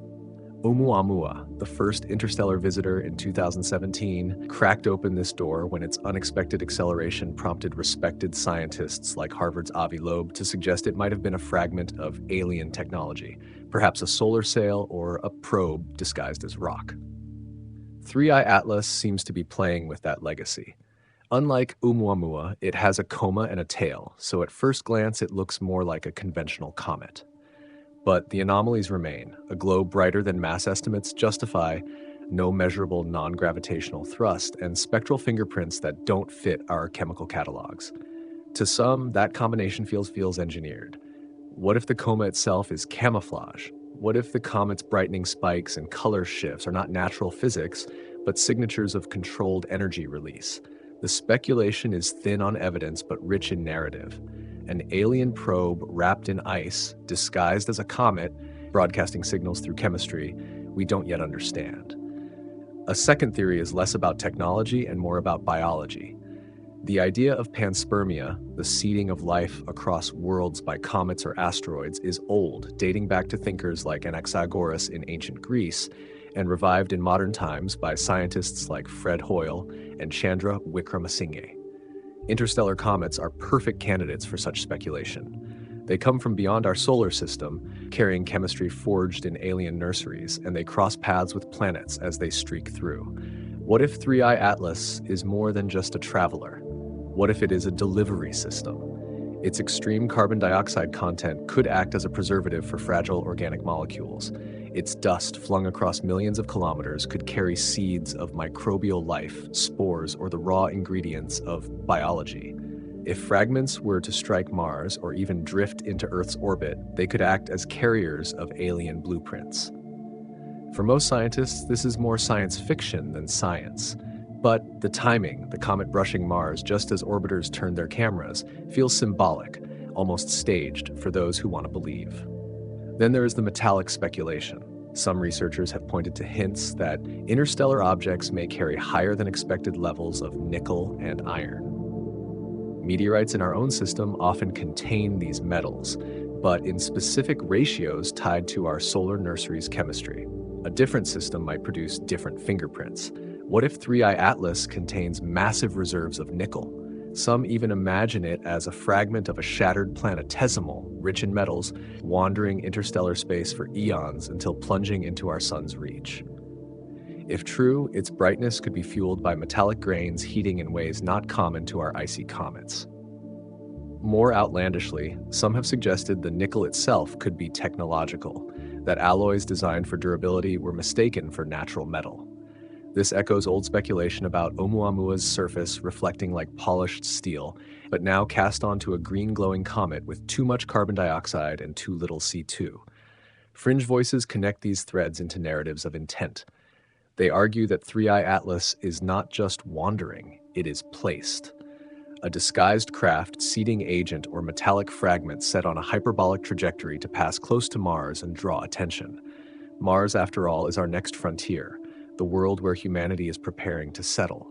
What better moment for a visitor to appear, timed with our orbiters watching, its chemistry teasing us with clues we cannot yet decode? These voices say the comet is a message or a test. Survive perihelion, and perhaps it reveals its true nature. Break apart, and perhaps it scatters what it was meant to deliver. To be clear, mainstream science does not support these claims. The anomalies of 3I Atlas can all, in principle, be explained by natural processes. Carbon dioxide dominance is unusual, but not impossible. Antitails are rare, but geometric. Lack of non-gravitational acceleration may reflect mass or symmetry. The green hue may be from faint molecules or scattering effects we haven't fully pinned down. No evidence yet requires technology, seeds, or metals beyond the ordinary. But in the public imagination, and even in the cautious corners of professional debate, the possibility of more lingers. Because interstellar objects are, by definition, alien. They come from nurseries beyond our own. And when something is alien, the human mind hungers to fill gaps with the extraordinary. Part of what fuels these speculations is timing. 2025 has already been marked by unusual celestial events. 2 bright novae appearing in the same year, a rare G3 geomagnetic storm at the exact moment of the comet's Mars pass, and an interstellar visitor glowing in eerie synchrony with it all. In such a context, coincidences pile up into patterns. If the universe feels like it's staging a play, then every anomaly becomes a clue. The comet is not just ice, it is intent. Not just physics, it is message.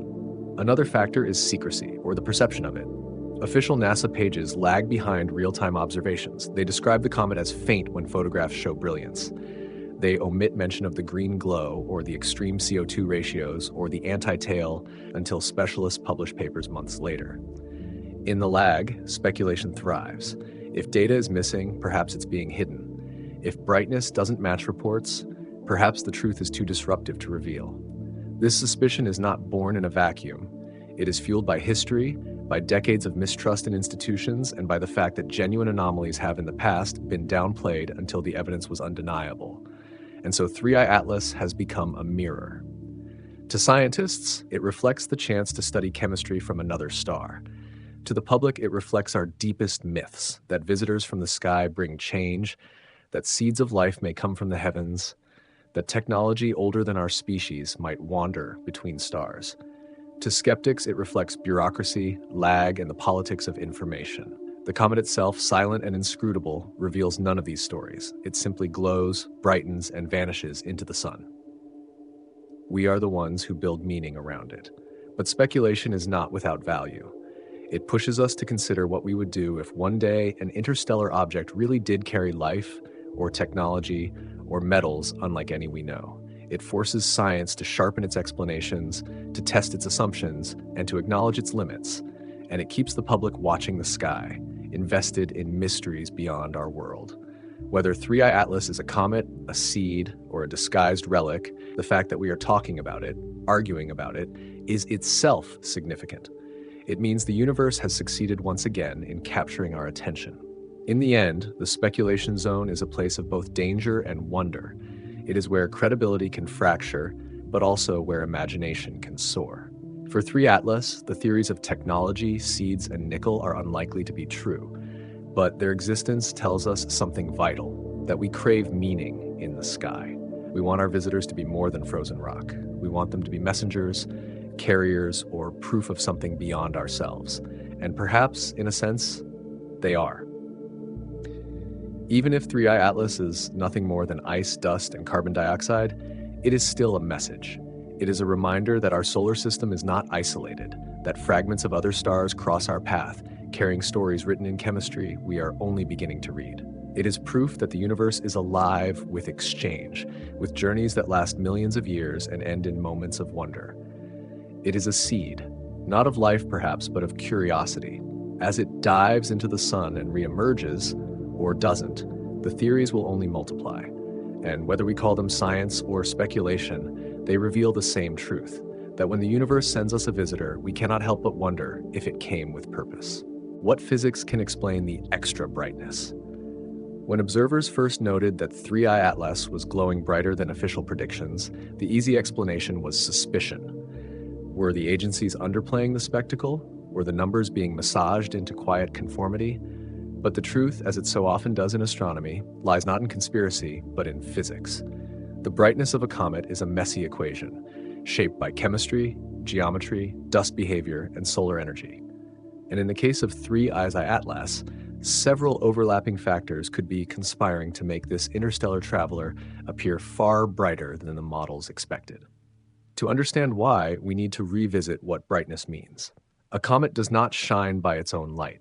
It reflects sunlight from dust particles in its coma and emits light from glowing gases excited by the sun's radiation. Its apparent brightness from Earth depends on both the total energy it scatters and the angle at which we view it. The magnitude numbers printed in reports are averages, approximations, simplified snapshots of a phenomenon that changes night by night.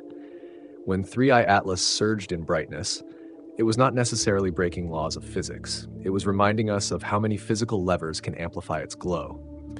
One major factor is its chemistry. Unlike most comets dominated by water ice, 3I Atlas appears to be powered primarily by carbon dioxide. CO2 sublimates at lower temperatures than water, meaning it can become active much farther from the sun. This has two consequences. First, it produces a coma earlier and larger than models anticipate, making the comet appear brighter before water-driven equations predict. Second, CO2 sublimation releases more gas per unit of heat, fueling stronger jets that loft more dust into space.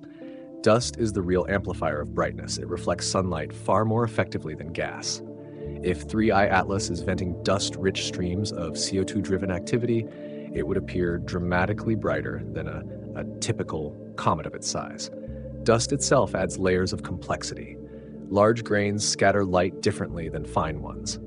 Smaller particles fluoresce and scatter in broader halos, while larger grains can create dense, reflective plumes that spike brightness. If 3I Atlas is unusually rich in large grains, or if its CO2 jets are blasting those grains outward in thick sheets, then the extra brightness could be explained not by nucleus size, but by optical enhancement. In fact, the appearance of an antitail, a sunward spike of dust, suggests that large particles are playing a major role. These heavy grains linger near the comet's orbital plane and reflect sunlight with uncanny intensity when viewed from Earth. Thus, the very geometry of dust can make a comet shine brighter than it should.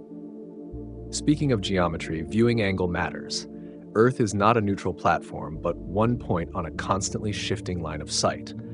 The brightness of a comet is heavily influenced by its phase angle, the angle between the Sun, comet, and Earth. At certain alignments, forward scattering occurs, a phenomenon where dust particles preferentially scatter sunlight forward toward the observer. This can increase apparent brightness by entire magnitudes, turning a dim body into a sudden spectacle. If 3I Atlas's trajectory happened to place it at just the right angle during its brightening spike, forward scattering alone could explain much of the discrepancy between predictions and reality. Another subtle but important factor is fragmentation. While there is no clear evidence that 3I Atlas has split into multiple pieces, many comets do undergo small, partial fragmentations that release clouds of fresh material. Even without catastrophic breakup, minor surface shedding can expose pristine ices that sublimate furiously. This process temporarily inflates brightness, like a flare.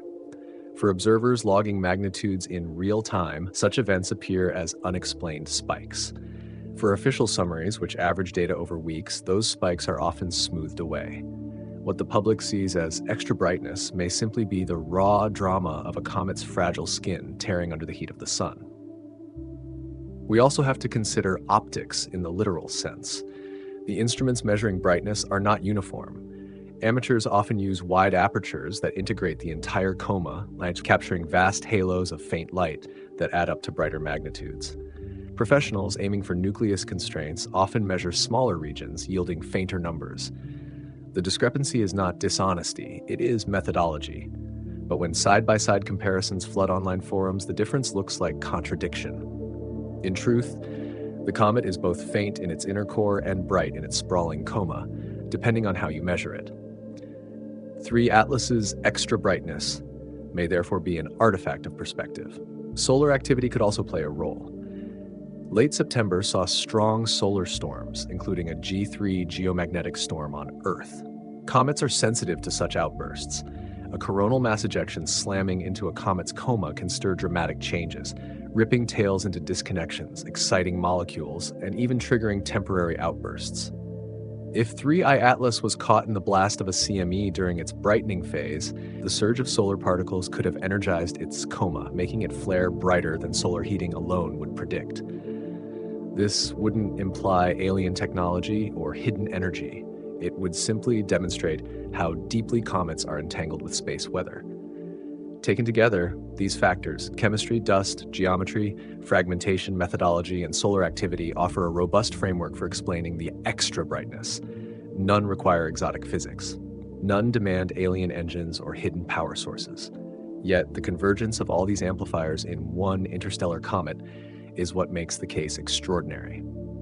A CO2-dominated nucleus, unusually rich in dust, viewed at forward scattering angles, possibly undergoing minor surface shedding while being buffeted by a stormy sun, that combination produces not just brightness, but mystery.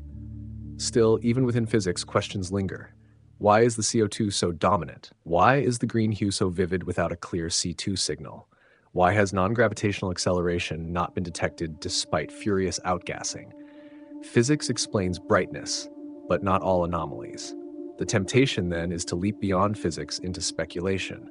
But the strength of physics is patience. The brightness can be explained. The chemistry can be tested. The nucleus can be measured when the comet reemerges from solar conjunction. Where speculation offers drama, physics offers resolution, eventually. But even resolution leaves behind meaning. For millennia, humans have looked at bright comets and seen omens, not equations. When a comet shines brighter than expected, we instinctively frame it as a sign. Physics can explain scattering angles and gas ratios, but it cannot erase the primal sense that the sky is speaking. Perhaps that is why the extra brightness feels so uncanny. It is not just photons and dust. It is the reminder that the universe can still surprise us, even when our models are sharp. So what physics can explain the extra brightness of 3 Atlas? A chorus of natural processes working together. Carbon dioxide jets blasting dust into space, large grains scattering sunlight into emerald hues, Earth's vantage amplifying the glow, and perhaps fragments exposing fresh ices just in time for solar storms to energize them further. It is not one cause, but many, layered like veils around the nucleus. The result is a brightness that outpaces prediction, not because the physics is wrong, but because the universe is richer than our models. And in that richness lies the true wonder. Not that 3I Atlas is hiding alien tech, not that it is seeded with purpose, but that it is simply itself, an emissary from another star system, glowing brighter than expected because the cosmos is more intricate than we imagine. We are watching physics unfold in real time, stretched across an interstellar canvas. And even if science eventually explains every photon, the awe will remain. Because brightness, whether ordinary or extra, is still a light carried across unimaginable gulfs of space to strike our eyes and remind us that the universe is alive. The next proving grounds. Every great mystery eventually reaches its trial. For 3i Atlas, that trial is only beginning. The questions that have haunted its passage, why it brightened so quickly, why it glowed green without the usual culprit, why its tail seemed to point sunward, and why its furious outgassing left no detectable push, cannot be answered by speculation alone. They demand data, and that data is coming, because the comet has moved into what scientists are calling its proving grounds, the stretch of its journey where every anomaly will either collapse into ordinary physics or explode into deeper mystery. The first proving ground is Mars. As 3i Atlas brushed past the red planet in early October, orbiters turned their eyes outward. ESA's Mars Express and Trace Gas Orbiter, NASA's MAVEN, and potentially even the Mars Reconnaissance Orbiter aimed spectrographs and cameras at the visitor. From Earth, the comet was slipping into the sun's glare, but from Mars, the geometry was perfect.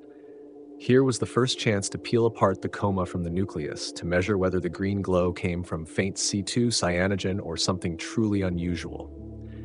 If the Martian orbiters captured ultraviolet or infrared spectra, they may already hold the answers to the chemical puzzle. The public won't see those results for months. The data must be calibrated, analyzed, and peer-reviewed. But behind closed doors, teams are likely already whispering about what they've found.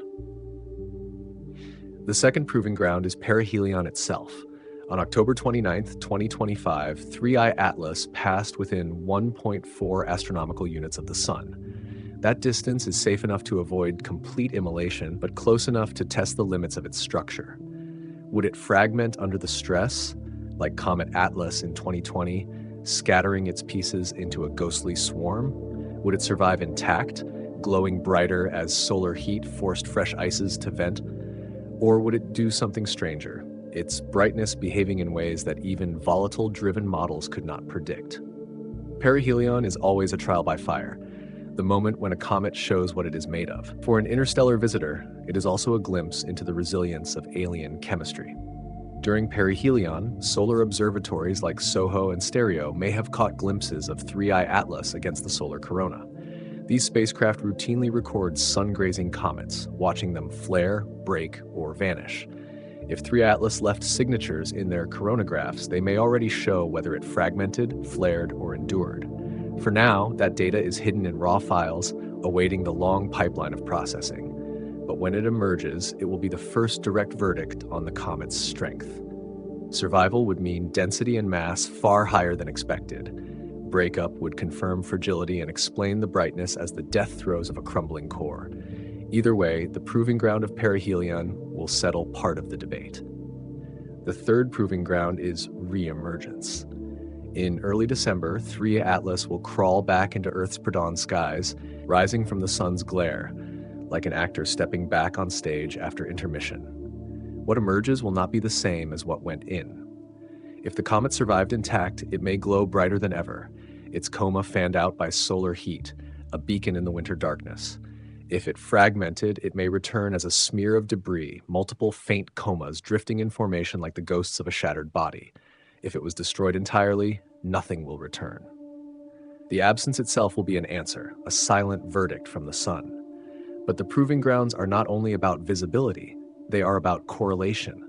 Scientists will be comparing Earth-based telescopes, Martian orbiter data, and solar observatory images, weaving them into a timeline of activity. Did the brightness spike align with solar storms? Did the anti-tail sharpen during the geomagnetic blast of late September? Did the green hue intensify near perihelion? With multiple vantage points, the comet becomes not just an object, but an experiment. A way to test whether our models of cometary behavior, built on solar system examples, can survive contact with something alien. The fourth proving ground is the spectroscopy campaign scheduled for after reemergence. Telescopes like the Very Large Telescope, VLT in Chile, the James Webb Space Telescope, and even the Hubble Space Telescope will point at 3i Atlas once it climbs high enough above the sun. Each instrument can parse its light into chemical fingerprints at different wavelengths. If exotic organics, metallic vapors, or unfamiliar ratios appear, the debate about alien chemistry will shift from speculation to evidence. This is the moment when phrases like hidden energy source will either evaporate into ordinary physics or deepen into genuine paradigm shifts. The fifth proving ground is dynamical.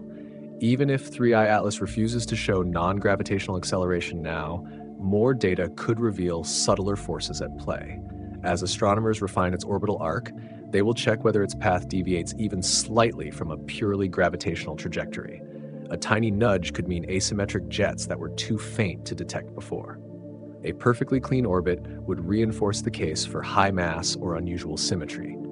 Either outcome matters. One proves fragility, the other resilience. Both tell us about what kind of world birthed this object before it was flung into interstellar exile. For the public, though, the proving grounds carry a different weight. This is the phase where wonder hardens into story. If the comet survives and grows brighter, the narrative becomes one of endurance, an alien traveler surviving fire, returning to blaze in our skies. If it shatters, the narrative becomes tragedy, a visitor who came too far, undone at the climax, leaving only fragments as its legacy. And if it vanishes entirely, the story becomes one of absence, a mystery that arrived, teased us with anomalies, and was swallowed forever by the sun. Each outcome carries mythic resonance, echoing ancient stories of descent, trial, and return. Even within science, the stakes are high. The last two interstellar visitors forced astronomers to confront new questions. Oumuamua defied explanation with its acceleration and strange shape. Borisov looked more like a hyperactive comet, but carried chemistry that stretched our models. 3i Atlas combines the anomalies of both. Its proving grounds will decide whether it joins them as a third unsolved enigma or becomes the first interstellar comet we can truly decode. Either way, its passage will shape how we prepare for the next visitor, the next piece of alien chemistry hurtling through our system. The proving grounds also matter because they test our infrastructure. For the first time, humanity has multiple planets, satellites, and telescopes coordinated to observe an interstellar object. Earth-based amateurs, professional observatories, Mars orbiters, and solar satellites are all part of the same campaign. It is a rehearsal for the future, when more interstellar objects will surely pass by. How quickly can we mobilize instruments? How fast can we process data? How well can we synchronize across worlds? 3i Atlas is not just a test of itself, it is a test of us, and beneath all the data and analysis lies the human craving for meaning. The proving grounds are not just technical, they are existential. When we watch 3i Atlas dive into the sun and wait for it to return, we are not just testing models. We are asking what else is out there. What does it mean for life, for origins, for the possibility that the universe sends us visitors carrying messages we do not yet know how to read? The comet becomes a canvas for our fears and hopes, our science and our myths. As the next weeks unfold, each observation will feel like a verdict. Mars orbiters will reveal the chemistry. SOHO may reveal perihelion fireworks. December skies will reveal survival or destruction. Spectrographs will reveal exotic ices or familiar patterns. Orbital data will reveal mass or symmetry, and through it all, the narrative will sharpen. The proving grounds will strip away some mysteries, confirm others, and perhaps birth new ones we cannot yet imagine. For now, 3i Atlas is hidden, but its trial is underway, unseen in the glare of the sun. When it emerges, it will carry the scars or the triumph of its proving grounds. And whatever survives, whether body or fragments, light or memory, will be the truth it offers us. A truth we may not like or may not yet understand, but a truth nonetheless. Because every interstellar visitor is more than just rock and ice. Each is a question, flung across time and space, arriving in our skies to be tested. And 3i Atlas, glowing green, silent and strange, is now at its proving grounds. What it reveals in the weeks ahead will not just be about itself. It will be about us, about our ability to confront mystery, measure it, and still let it leave us in awe.